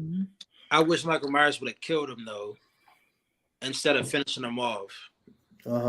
Because it was a pointless character, bro. And like you guys were saying, like Laurie Strode and Michael Myers are 2 iconic characters, right? And they're way too iconic for you not to focus on them. You feel what I'm saying? It's cool to bring in other characters, but they're your characters, right? Yeah. Build them. What's the word I'm looking for? Develop them. You feel what I'm saying? Right. Continue to develop them. It's cool to bring other people in, but develop them. Don't develop these other characters. Yeah, right. You know what I'm saying? Like, they don't matter. You know what I mean? Like, no, I'm glad he got killed. Yeah, I don't know. Like, at the very least, I think if he lived and they continued Corey's story, even though I did not find him to be a good character, at least they had the balls to commit to it. But in this case, they're like, all right, we're going to focus on this kid for nearly 2 hours for him to ultimately just kill himself. Then what did we waste all of this time following him for? Right. I was going to say, I think it'd been kind of cool. In a way, they would have done a callback to, like, I bring up Halloween Resurrection again because I like that movie more than most. But at the end, you see that Michael's not actually dead. Michael does wake up when they open up the body bag and he is still alive. I think it would have been kind of cool if they killed off Michael. They shredded him up, which I did not like, by the way, but that's a whole other thing we can move on to. They shred him up and all that good. And by the way, and the whole town of Haddonfield is notified it wants to come, you know, dispose of the body, whatever. How do they all know?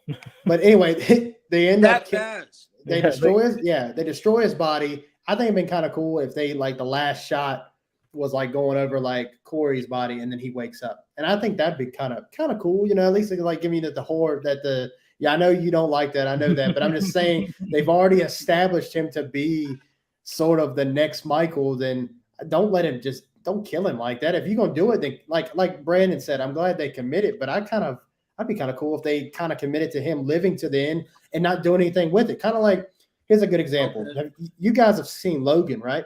Yep.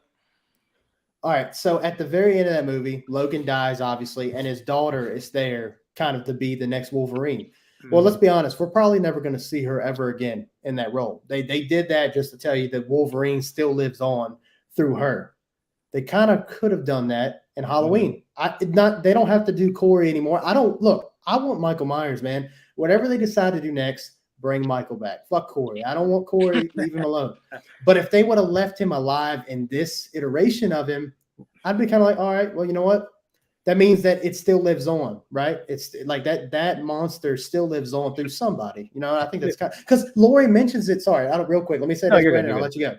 One thing Laurie says, by the way, here's another stupid thing. Laurie writes in her memoir at the end that one day everybody will just forget this and it'll all be a memory. It's like, bitch, you're writing it down in the book. You're writing it down where everybody can read it. But anyway. And then it takes a new form. Yeah, right. She says, and evil never dies. It takes a new form is what she says. So she just said that. So wouldn't it make sense that Corey's still alive? That'd be kind of, anyway, I don't know. What do you guys feel about it? I know I'm rambling. So I think it's a cool idea, right? However, I don't think it would work. You feel what I'm saying? Mm-hmm. And the reason I don't think it will work is because Michael Myers is an energy, right? Okay. He has a certain type of force that comes with him, right? If Corey moves on, he's not going to have that same swag about him. You know what I'm saying? And then there's going to be an expectation that he would never be able to reach realistically. Right? That character would never be Michael Myers. Like, never. So I don't think the movies would sell. So you're talking about if they decided to continue the story. I'm just talking about if they leave it like that, like they leave that he's still alive in their iteration of the story. So it's almost like while Halloween does end, a new one begins because he's there, but they don't further that anymore. They're done. So that would be dope, right? For people like us that know, would be dope, right? But for people that don't know, when they watch the movies, they're gonna be like, "Damn, is this Corey or Michael Myers?" Right. You feel what I'm saying? So it's gonna be that confusion there. But that would have been dope. Now that you put it like that, yeah, that would have been dope. I think that would have been all right to end that iteration of Halloween. I think just the kill off one is to bring another one, and that would be the Michael for that universe. But obviously that wouldn't be when whoever. I think the rights go back to whoever had Halloween before. So when they do their own version, it wouldn't be Corey. Hopefully, it's not Corey. No, please don't. You know what I mean? It's not Scream, dude. Exactly. I mean, if I just got to say real quick, but all 5 Scream movies are fantastic. Yeah, I do like them. Yeah, well, three is the worst one. 3 is just okay, but the rest I love. Yeah, I do too. If Halloween was like that, we'd be in a much better place talking more positively right now. Yeah, but what I was gonna say, if they wanted to start over, if they just wanted to start like a new interpretation of Michael Myers, I'd be down with that. It's like something new. It's separated from this trilogy and the original. If they wanted to give like a director a spin on his, kind of like what they did with Rob Zombie, like if they wanted to have someone try that would be cool. But just don't continue this story because it's over and it was bad. So how do you feel about them spinning the narrative of them not being related? Like the all the movies in between? No, in this trilogy, they have it to where Michael Myers and Laurie Strode aren't brother and sister. They're just they're just like murderer. Yeah. Was that the gimmick? Was it revealed they were brother and sister in the other movies? Because I haven't seen all the other movies, so I don't know. In the other ones, it was established in the second one, I believe, where they find out that they're brother and sister. Well, I think the doctor says it, and then Laurie finds out later. So I'll answer that first because I know since Brandon said he hadn't seen him. I actually would have liked it better if they were brother and sister. Because it kind of gives them a different kind of connection, like it's more of like, I know they kind of established where one of them knows what the other one's thinking, but I think it would have meant way more like, I have a sister, right? I feel like I know what she's thinking and what she's about to do before she does it. And I think that would have added an even almost like a scarier method to these movies if they were brother and sister. They had that blood connection, like a true blood connection. And maybe that psychopathic tendencies or whatever the hell Michael's in. It's inside Laurie too. Yeah, I think that would be interesting for a trilogy. And I think honestly, it was not I think it would have been a better move if they were brother and sister. To be honest, I do too. I thought it was cool, you know, to make them to spin the fact that they weren't siblings. I thought it was interesting, the way it played out, right? And then it was like her daughter was like, "Yo, she's not." He was never really looking for her. The doctor placed them together, so I thought that was cool too. Like, shoot. Oh, okay. So the reveal that he was never after her, you thought that was cool? I thought it was interesting. Thought it was interesting. Oh, okay. in 2018. Like, in 2018, that. Yeah. I remember that. I was gonna say that because I remember in 2018, like Laurie sees Michael and she reveals herself or something. He just kind of ignores her, and she's like, "Wait, you don't remember me?" And I think at the time I thought that was kind of ridiculous. Like, wow, you're mad this serial killer doesn't know who you are from a chance encounter 40 years ago. But at the same time, I think I kind of like the idea because she's been waiting for him all these years, and she's like, you don't even have the decency that, maybe if I describe it this way, it sounds ridiculous, but you don't have the decency to even remember me. You tried to kill me. But I think I like the idea in principle, but maybe the execution was a little less cheesy than it would have been better. Yeah. Right. But if they come back with a new series and they have them to where they're brother and sister, I wouldn't be opposed to it again. Yeah, I agree. It does add a little bit. Done. Huh? Yeah. Unless she's done. I don't know if she's done with this character or. She's Okay. Yeah, she's done. Yeah, they might. Honestly, to me, man, when they do another Halloween, I think it'd be cool to get away from Laurie Strode and to do a whole different thing. I think that'd be. Sure. There's I don't know if you guys know this. There's a movie on Netflix called Hush. Have you guys seen it? We talked about it in the last podcast. Okay. Oh, that's right. We did. And see, so I don't know if you knew this, Najee. You probably do because you're a huge Halloween guy. That was supposed to be a Halloween movie. I didn't know that. That was supposed to be, and they just couldn't get the rights in time before it went to Blumhouse. But they were going to do that. The concept was built around Michael Myers, and they just they couldn't get it. Yeah. I think that would have been kind of an interesting story to tell. Yeah. You know, it'd be kind of interesting to see how Michael copes with how she would cope with Michael and how he would try to kill her in this huge house and she's deaf. And I think that would have been a different way to make the movie, to be honest. It wouldn't be that many kills because there's only a few characters in that movie. But I think here's the thing. It doesn't need a lot of kills because if you go back to the original film, he killed 4 or 5 people. He doesn't need to kill a lot of people. What makes him scary is, like you said before, Najee, about him stalking his prey, like hiding in the shadows, hiding in corners and closets, and stalking his prey is the scariest part of Michael. That's what like Jan kept calling him. He's kind of like a boogeyman. I'm like, yeah, that's exactly right. They call him that because he kind of comes out of nowhere. He comes out of dark places and stuff. So. I would have thought that would have been cool. Like if it was like in a hush environment, like she's trying to hide from him in the house, she can't hear, so she can't hear him coming. And so she's crazy. I mean, dude, think about how like thrilling that would be. You know what I mean? Like one of the most intense scenes out of the entire Halloween franchise is in Halloween H2O. I don't like Michael's mask as much in that one. He's kind of on the shorter side, but I do like his Michael Myers. But there's a part where Laurie's son and his girlfriend are like trying to get back into school, and Michael's right behind them. And like she tries to with the keys, she tried to open the door, she drops the keys. She picks the keys back up and she's like looking through each one, trying to unlock the door. She unlocks the first one, closes it, locks the other one, and then she drops the keys again to try to get into the door. And Michael picks up the keys and he's trying to break through the door. He can't get through, which is kind of weird because I think as strong as Michael is, he'd probably be able to rip the door off with. I digress. But he's like going through each one of the keys on the key ring and trying out each lock.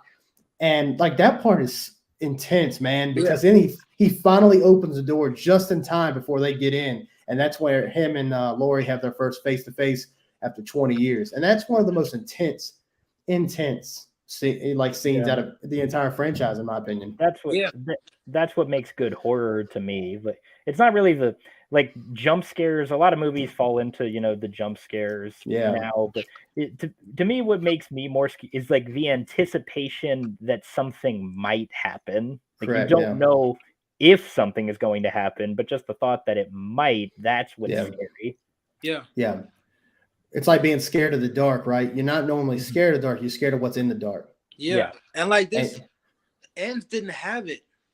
No. Like after a Halloween movie and you walk to your door, you're supposed to be looking around like, you know what I'm saying? Right. I walked to my door and unlocked it and came straight in. You know like it didn't have that factor, man. None of them really had that factor. I think 2018 had it a little bit. The closest, yes. Yeah. A little bit, and that was, I mean, but I didn't know that was dope. That movie Hush, that joint, it really sat with me because my sister's actually deaf, so I was like, wow, this is like dope. Mm-hmm. You know what I'm saying? Yeah, right. Like, it's a different. Yeah, it's different. Yeah. Never seen a movie like that before. Never. Yeah. It's really interesting when shows and movies do that. Like I used to be a big Walking Dead fan. Still am, unfortunately. I'm still watching it. Golly, I just wish it was over. But anyway, it's ending. Thank God. Anyway, there's an episode of in season 10, I believe, and it's actually really cool. There's a character on the show, and she's deaf, and she's running away. A situation happens. She's running away, and there's like this abandoned house in the woods. She runs in, and she can't hear. Well, come to find out, she's not alone in that house. There's like these cannibalistic human people in there, but they're very animal-like. They're naked and they're crawling on the floor, and hair is grown so they can't you can't even see their faces, and they're crawling on the floor and trying to snatch at her and stuff. And during this episode, there would be times where the viewer, we can't hear anything. Wow. Because we're supposed to be situational, because that's kind of like her in this. So they're perched up in corners and coming at her from nipping at her ankles, and she can't hear them. She can only see reflections in mirrors and stuff like that. And that was really cool, a really neat thing. And I always thought if they did that with Halloween, think about how terrifying that would be. Yeah. I think that'd be you would bring, because the thing is, we've seen Michael Myers how many times now? 14 times? There's been 14 movies or so, maybe 13, something like that. Just about. Not a lot. That's all we know for sure.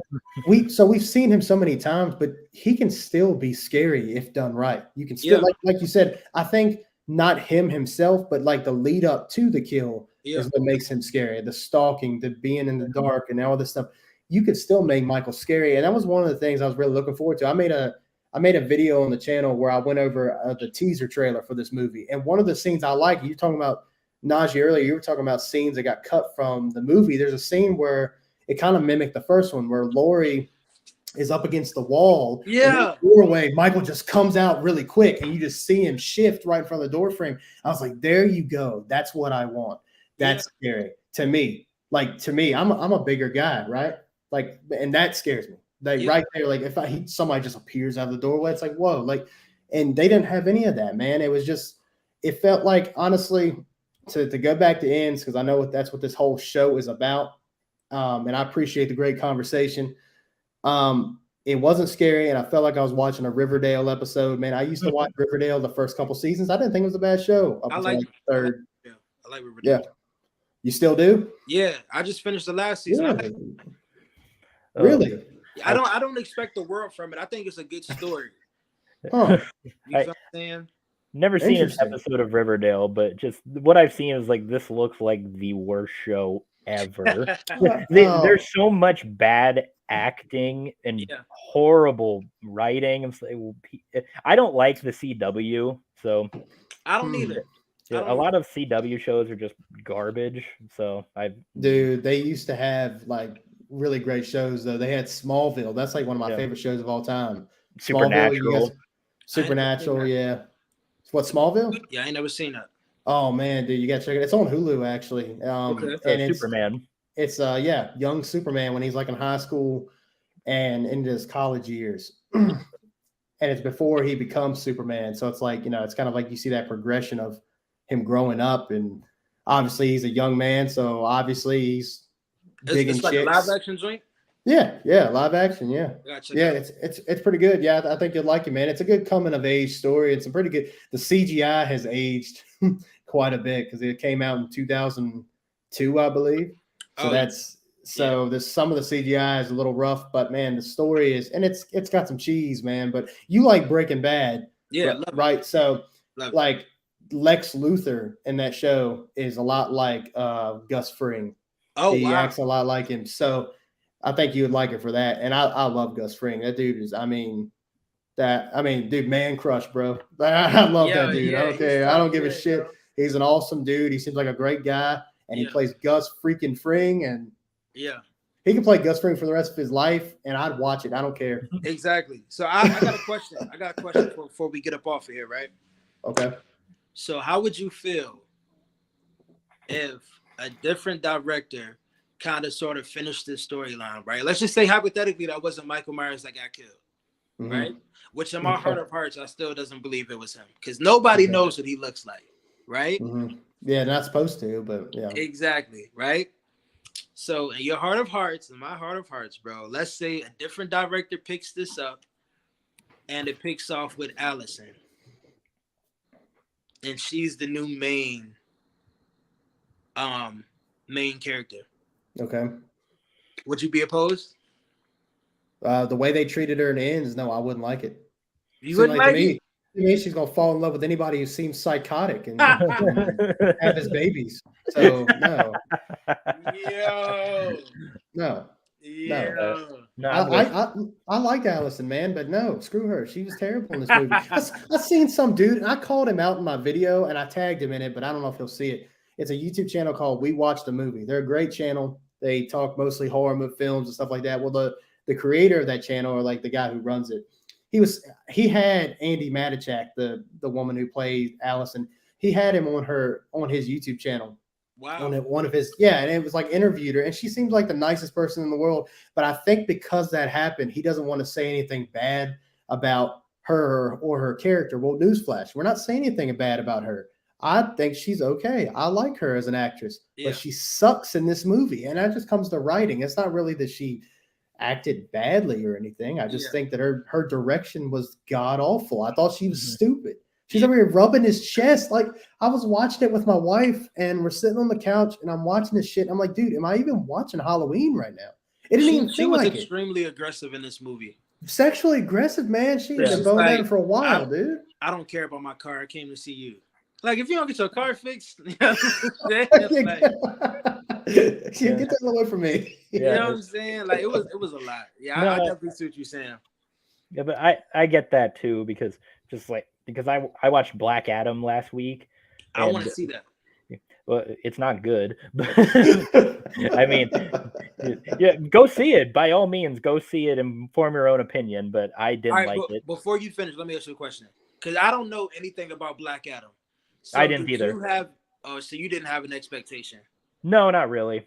Okay, well, it's probably trash then. Yeah, it's probably trash. Yeah, it's just but I was just gonna go with the point, like, because I said to my friend who I saw it with, like, see, I like The Rock.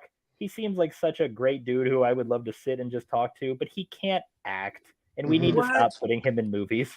You don't think The Rock can act? Not really. Oh my god. Yeah, I have to second that. I think that his older movies, he did look. Walking Tall, even though that one was more of a buddy cop movie, that was pretty good. The Rundown, that's the one I was talking about. Walking Tall is actually one of my favorite ones that he's done. It's more of a serious role. The Scorpion King was pretty good. Yeah. Kind of cheesy, but pretty good. Let's see, what's another older one that he did? An old Rock movie. I guess he did okay in Doom, right? You guys have seen Doom. I never seen that. Oh, Doom. No, I never saw Doom. Yeah, Doom. My bad. Like that, based off the game. Yeah. Doom. Yeah.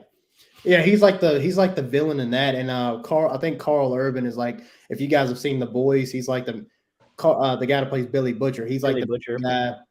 Dope show. He's like Billy Butcher. He's in the main. Boys is a good show. Yeah, dude, it really is. And The Rock, it becomes the villain in that movie. And I thought he did okay in that. But other than that, dude, he just tries to be too funny.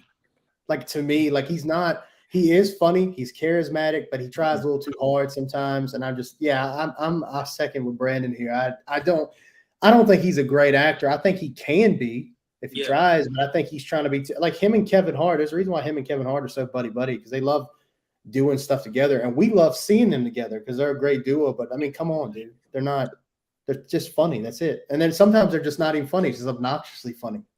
I agree, but I agree because I don't put The Rock in that caliber of great actors. Okay, right. I think he makes great movies, though. You feel what I'm saying? I think the movies that he lands are great. Like I think Jumanji was dope. Yeah, I like Jumanji. First Jumanji, I like. I didn't see the second one, but the first one was actually really surprising. I liked that one. Yeah. You know what I'm saying? Like Gridiron Gang was dope. Yeah, that's a good one. Yeah, that's a good one. Like those guys. Yeah, that's a good one. I don't expect him to be like a Denzel Washington or Will Smith or. I take The Rock for The Rock, and I'm like, all right, but this is about to be, like y'all said, funny or stupid. You know it's because he plays the same character in like everything that he's in. So yeah. Kevin Hart, like you said, Kevin Hart just plays the same. I mean, like everybody, we've seen Fast 5, right? I haven't. Yeah. I haven't seen like any Fast movies after like the second one. Oh wow, dude. Oh my god. Yeah. Well, don't watch F9. yeah, don't. It's 9 now. F9 was one of the worst things I've ever seen. Dude, it's terrible, man. That's god awful. That's how. But anyway, Fast 5, The Rock is the villain in that. He plays Luke Hobbs, and he's an intimidating guy from start to finish. And it's like, damn, this is like new for The Rock.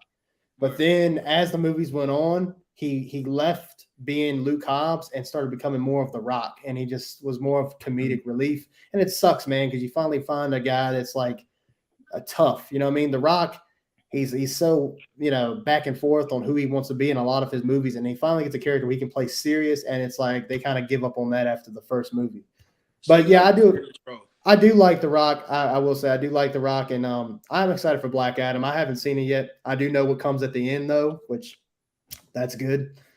I'm happy about that, which that's been spoiled already, so that's not really a spoiler, but yeah, I mean, I won't say anything though, just in case. Okay, I won't. I'm pretty sure it's already out there, but yeah, I'll keep it quiet. But anyway, so I know the end is exciting, but anyway, that's not what we're here to talk about. Yeah. So is there? We got sidetracked.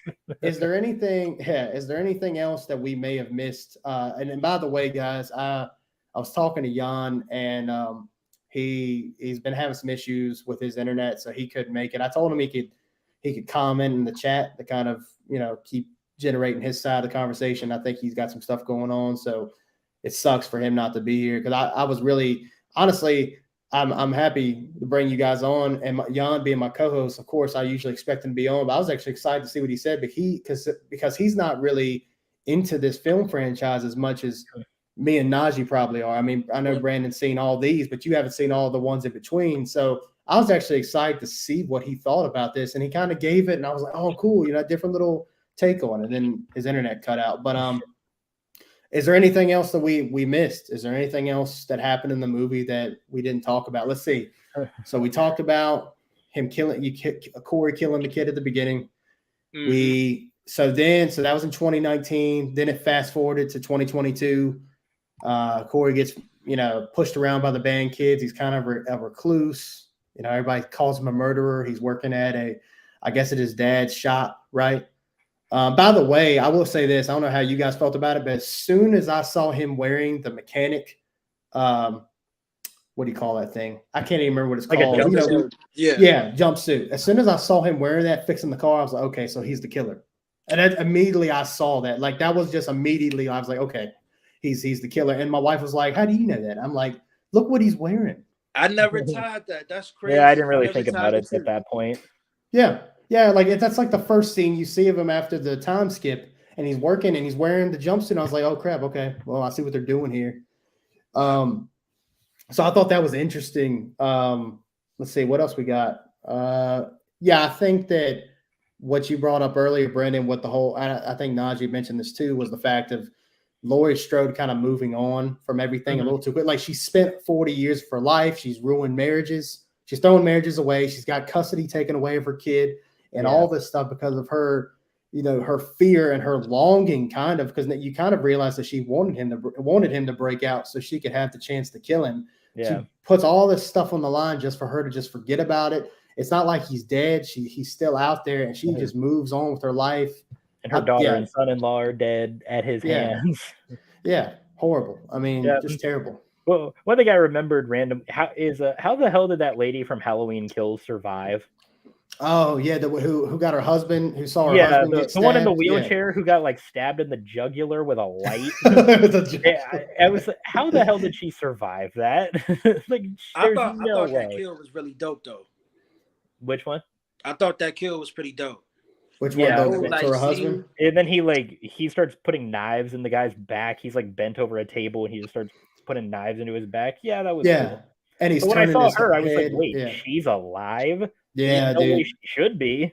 Yeah, she got stabbed in the throat with a light bulb, right? He took a bulb with one of those big fluorescent light bulbs you would see like in like a warehouse or something. Yeah. He like smashed it against the counter and then stabbed her with it. Yeah. But that kill was pretty brutal, and making her watch while he was stabbing his lifeless corpse, that was awesome. And the thing about it, one thing I wanted to mention, because I was surprised Najee hadn't mentioned it, is one thing that they really did a good job in Kills was showing the childlike tendency of Michael. So like when he was stabbing the husband, every time he stabbed him with a knife, he kind of turned his head and looked at what he just did, and he'd go to grab another one and do it. Another good example is like that couple that was living in Michael's house in present day, Little John and Big John. Little John and Big John. Big John, Little John. Anyway, when he killed them, he positioned their bodies in the same way the picture is on the nightstand, where one of the guys has their head on the other one's lap.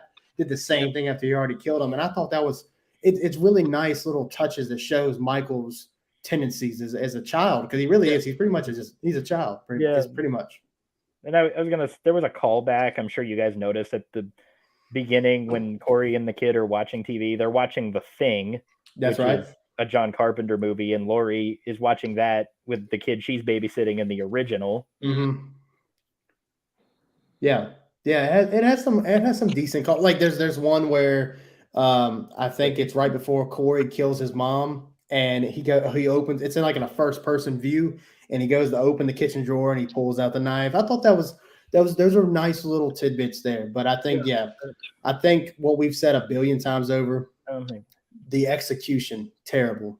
Yeah. And I think the fact that it was him doing those kills, like you had mentioned earlier, I think that's ultimately why it fails, man. This wasn't a Halloween movie; it was Corey.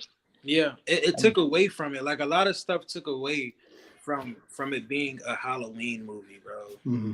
And granted, he said it wasn't gonna be your typical, joint. But if you're gonna have Michael Myers in the movie, have him in the movie. You feel what I'm saying? Yeah. Like have him kill these people. Not Corey, you know what I'm saying? Like Corey can get a couple kills, boom, whoop-de-whoop. Let him kill the kids. Let Michael Myers kill everybody else. You know what I'm saying? Like it was wild, bro. Yeah, I also just need to correct myself, or that's gonna bug me. But I think they were watching The Thing in the original, because the first Halloween came out in 1978, but The Thing came out in 1982. But I remember in something Halloween related, someone was watching The Thing, but I guess it wasn't the original. I do recall that. Yeah, it was a John Carpenter joint though. Yeah. I think it was. Yeah, I don't know if it was The Thing, but I did notice that at the beginning of Ends that was The Thing. I don't remember the first one. Now you got me wondering. Now I might have to go back. Maybe they edited it like Star Wars, but oh yeah. But I guess like if we're wrapping up, the last thing I wanted to add would be that I've mentioned a few times this whole trilogy had really good ideas, and I do like the idea of this movie, like evil being passed on to another person and they take the mantle. Mm-hmm. But it doesn't work as the finale to one of the most iconic horror franchises of all time. Yeah. If you wanted to do this as like a standalone, then sure, that's a great idea. Mm-hmm. Or if you wanted to do something different and build it up that way, then or maybe even a show. I feel like that could be a really good TV show. Mm-hmm. But it shouldn't have ended like this. It was just a waste. Like if it was the second movie, we would have had something better to talk about. Yeah. But to end it on that note is like horrible. Like what were y'all thinking? Who did you guys let watch this movie and give the okay to release it? Well, I think they actually said that there's 2 versions of this movie, and they played it to a like private screening, and I think they just went with whatever the audience was more positive about. So they had like 2 different endings or 2 different versions of the movie, and they picked the one that got the best audience reaction from it. Which I don't see how. I guess the audience just hates Michael Myers, I guess.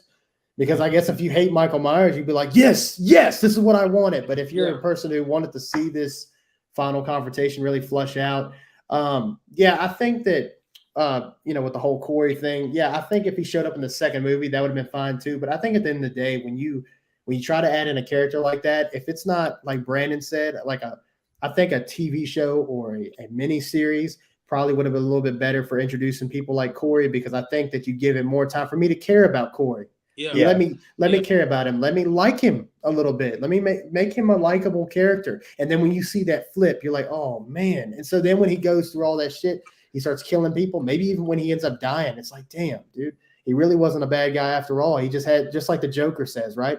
All it takes is one bad day. It's kind of like one of those things. And I think that would have been a kind of an interesting concept too. And you would have cared about Corey, but the fact you just threw him in there, made him the main character, the more I talk about it, the lower my rating goes. Like, I think talking about it with you guys is I was actually giving it some props, because I think referring back to Brandon said, by having the balls to do this, you ought to get some points for that. Like in my book, you get points for just being different, but then I got to take the same amount away for you just screwing up everything. And as far as the fans go, and the thing about it is Halloween fans are so damn toxic. Not like us. I don't feel like we're toxic, but I think that as a whole, the Halloween fan base is just toxic as hell, because they're over here like sending death threats to David Gordon Green and Blumhouse for this crap and all this shit. Like, dude, it's not that big of a deal. It's a freaking movie, but it is depressing, because you got to think we're probably not getting a Halloween anything for at least 10 years, right? Because I think Rob Zombie 2 came out in 2009, and we didn't get another one until 2018. So you're thinking at least 10 years, unless they just say, fuck it, and let's do something at 5. They might do like a series or something like that, which I think a series would be actually beneficial to it, to be honest with you. You don't think so? No. Right, why? And the reason I say that is because if you get, and I love Halloween, bro, and I never want it to end, and that could just be my problem, right? But if we get a series, that means we at the end of the line, because we can't get a series and then get the movie after the series. Oh, okay. You feel what I'm saying? And it kind of be like going back instead of moving forward. Right. Okay. You know what I mean? Just like how they're doing Chucky. Oh yeah, they do got a Chucky show right now. Yeah, I mean, like we'll probably never get another Chucky movie. It wouldn't make sense. That's not a horrible thing. I don't think those are any good either. Nah. I watched it though, like to pass time, but it's definitely not nothing to brag about. No, I can't get behind a little doll killing people. I just can't do it. Yeah. I think it's funny. I think it's funny. Sure. It's just like Friday the 13th. That's another. It's straight up a copycat of Michael, right? Like Halloween came out, and then they came out with Friday the 13th. And it became its identity. But let's be honest. After the first 2, those movies are trash. And then the same goes with Nightmare on Elm Street, a Wes Craven classic. The first one is good, and then pretty much it's just, man, with each movie, it got worse. It's almost like these, I think out of all of them, and this might be like controversial, I think out of all these franchises, I believe Halloween has done the best, because at least they have multiple movies in their set franchise that are actually at least decent, right? Yeah. These other 2 are terrible. And I think what my disconnect for like Friday the 13th, well, Friday the 13th is better than Nightmare on Elm Street, but Nightmare on Elm Street just doesn't give me like any kind of like, it's just more funny to me. He's a horror icon, but he's not scary. He's not Michael Myers, dude. Michael Myers is the GOAT. Yeah, he is. He is. And I like the Jason, the Friday the 13th joint that came out probably 2008. 2000. Yeah, the remake. I like that one. Yeah, that was all right. The ones older I could never get because they just look so boring. You know what I'm saying? But I like that one. Of course Michael Myers is the GOAT, but I'm also a big fan of Leatherface, like the original. Yeah. You know what I mean? Like also the remake though that came out in like 2004. That's right. Yeah. Of what remake of what? Texas Chainsaw. Oh yeah. The original Texas Chainsaw. I watched that last year for the first time. That movie is fantastic. Yeah. But the sequel that came out this year, not good. Bro. Not good. Bro, it was so trash. Did you see it, Dylan? I don't know. You know, I've never actually been a big fan of Leatherface because I really haven't really taken the time to watch any of his movies, any of the movies centered on him anyway. So I think the original Texas Chainsaw Massacre was like 50 years ahead of its time. Yeah. Right? That movie did so many things. Like they did this in like whenever 1970s. It came out in the 70s, but But and you said like how Halloween's probably the best slasher that kept its going. Well, earlier we mentioned Scream. Yes, and I think I like all the Scream movies. Yeah, I think that. Yeah, I think. Yeah, I mean, I actually just made a video on the channel today. You guys should check it out. It's I watched the original Scream like 2 nights ago for the wife, and every time I watch it, I like it even more. And you see things that you don't normally see, and that is one of those franchises. I do agree that out of all the slashers, it's performing really well. It's doing well. And still to this day, like that's still whodunit kind of thing. It's still resonating with people. And I think that's something special, man, because you would think something like that would get kind of tired, just like Michael Myers, right? Eventually people would get tired of, okay, this guy's going around and killing babysitters and shit. But it's still like, to me, I think it's more than that. I think just like I said, I think the predator that is Michael Myers, and not trying to explain his backstory and give him an origin as to why he's scary makes it even better. Because in Halloween 5, the one Halloween movie that sucks ass, it talks about the cult. It's like I forgot the cult of something. I don't remember what it's called. That's what anyway, he had on his wrist. Yeah, it had the little like tattoo or scar, whatever it is, and they were pretty much saying that it's because of this spell they casted on him when he was a baby as to why.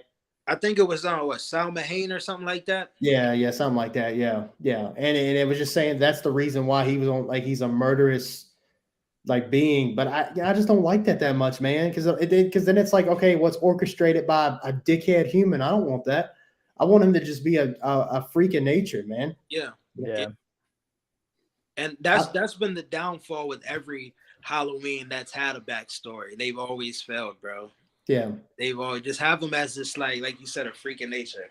Yeah, and like I said, and I'll say this, and then we can give some last thoughts. We can clean this up because I don't know how you guys are. I'm tired. I've been working all day. What Laurie says at the end of Halloween Kills, when the mob is beating the shit out of Michael, she goes, every time he kills, he transcends. She gives this like poetic line that Loomis would have gave, right? If Loomis was still if Donald Pleasance was still alive and Loomis was in this movie, he would have said something like that. Every time he kills, he transcends. I still don't, for her to say that, it just doesn't hit as hard because, again, if nothing else exists and nothing else happened, then that line goes nowhere for me. How does she know that? I mean, you got to think, if you go back to the original, Laurie didn't know that Michael was killing these fools, while she was at home watching the kids. She didn't know he was there until it was too late. So it's like, she didn't know any of that shit happened until she came across their bodies. You know what I mean? So how would she know that? Yeah. Why would she say that? Yeah. So yeah, I think it's a lot of continuity errors with this trilogy. It's like they don't know what to do. Like 1 minute they're like, hey, let's step away from what came before. The next minute, hey, let's go with what came before. Let's make him this unstoppable maniac. Let's make him bulletproof. Let's make him almost invulnerable. And it's like, well, what are you doing then? I don't understand. Like what are the rules, right? Like, what does Randy say in Scream? There are rules to survive, right? What are the rules in this? Like, there are no rules. Right? Yeah. That's a fact. I don't get it, man. I didn't know if y'all had some insight or close up on that, but I just think that it comes down to bad writing. I think that the people behind this they didn't know what the hell they wanted to do, and ultimately it failed. I think for me, if you're going by this timeline, and I'd like to see what you guys think about this, I think if you're going by this timeline alone, it's original Halloween 2018. When he burns up in the house, Michael dies right there at the end. That, for me, that's it. Here's the thing. I enjoy kills. Believe it or not, every time I watch it, I like it more. I don't like the dialogue. It has no story. But seeing Michael just go on this murderous rampage, I did like that. Yeah. But let's say that I will say, as far as story goes, Michael dies in the house, and that's it. That's it. Yeah. It would have been better that way for sure. But yeah, and if you want to just by ranking, yeah, it's in the order of which they were released. For me, it's original 2018 Kills ends. They just got progressively worse. I agree. Mm-hmm. Yeah, because at least 2018 tried to replicate that original feel. Yeah. Even if they did, it was great. I still think that there are some memorable things that I do enjoy from 2018. And honestly, it's for me, I don't know how you guys feel. It's a must watch during Halloween season. I like 2018 enough that I can cut it on. Like, matter of fact, last year I have a projector and I put a sheet up in the backyard and I had that playing and we had like snacks and stuff around the table. And that makes it better, obviously, because you're just enjoying, the great outdoors and stuff. But yeah, it has become like almost tradition to watch it. But I think that Kills and Ends kind of ruins that trilogy. So that's how I feel about it. Do you guys got any else things you want to say about Halloween as a whole before we close up shop? I think Michael Myers is the greatest character of all time. I think so, bro. And I think the rest of the world know it. They just don't want to admit it. Mm-hmm. Yeah, I mean, I think Gus Fring takes Michael Myers. Yeah, that's my greatest villain. Did you say greatest villain? Just straight up villain all time? No, like horror villain, of course. Okay, I was like greatest villain. It's hard to beat Darth Vader, but yeah. Vader stuff. Yeah. I still got to give it to Gus Fring. Yeah, he's definitely the greatest TV villain of all time, bro. Yeah, I'm sorry, dude. I love Breaking Bad. I love that character, so I have to insert it. Anything we talk about, I could be talking about like Teletubbies and how about Gus? That's it, though, man. That's real. All right, Brandon, what do you got for me? You got anything closing on this? I think I've said just about everything I wanted to say. Oh, I just remembered. I looked it up after I said it. I just remembered.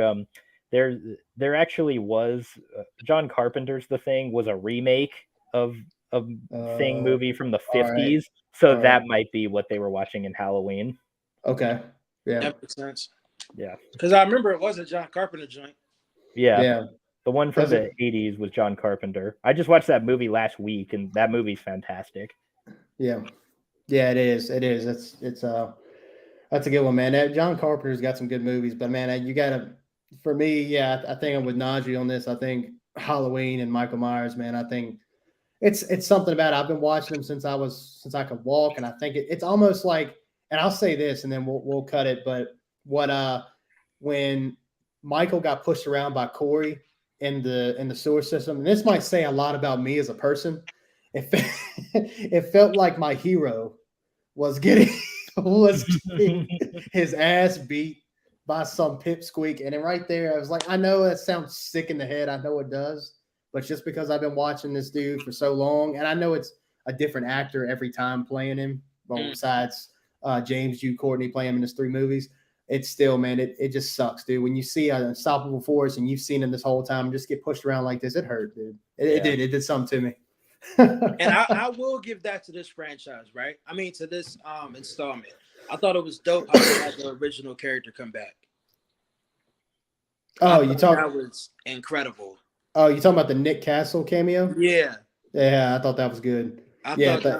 When they're at the party or the bar or whatever, and Halloween ends, and there's guys like, what did he say?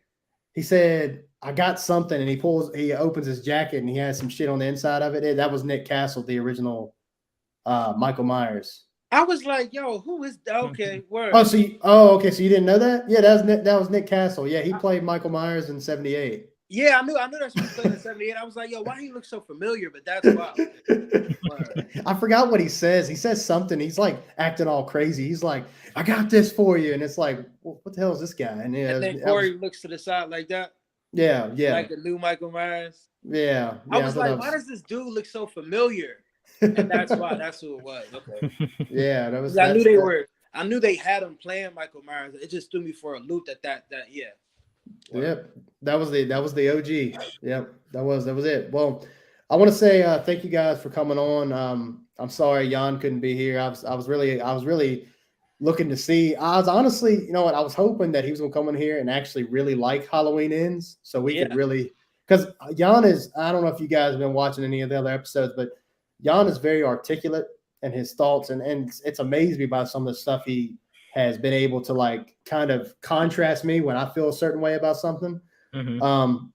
So I would have liked to seen his opinion, but it seemed like he was going down the same road we were, where we didn't really like it, and it seemed like he didn't like it either. Yeah. But I do appreciate you guys coming on, and I've really loved this episode, guys. Hope you guys have had some fun with me.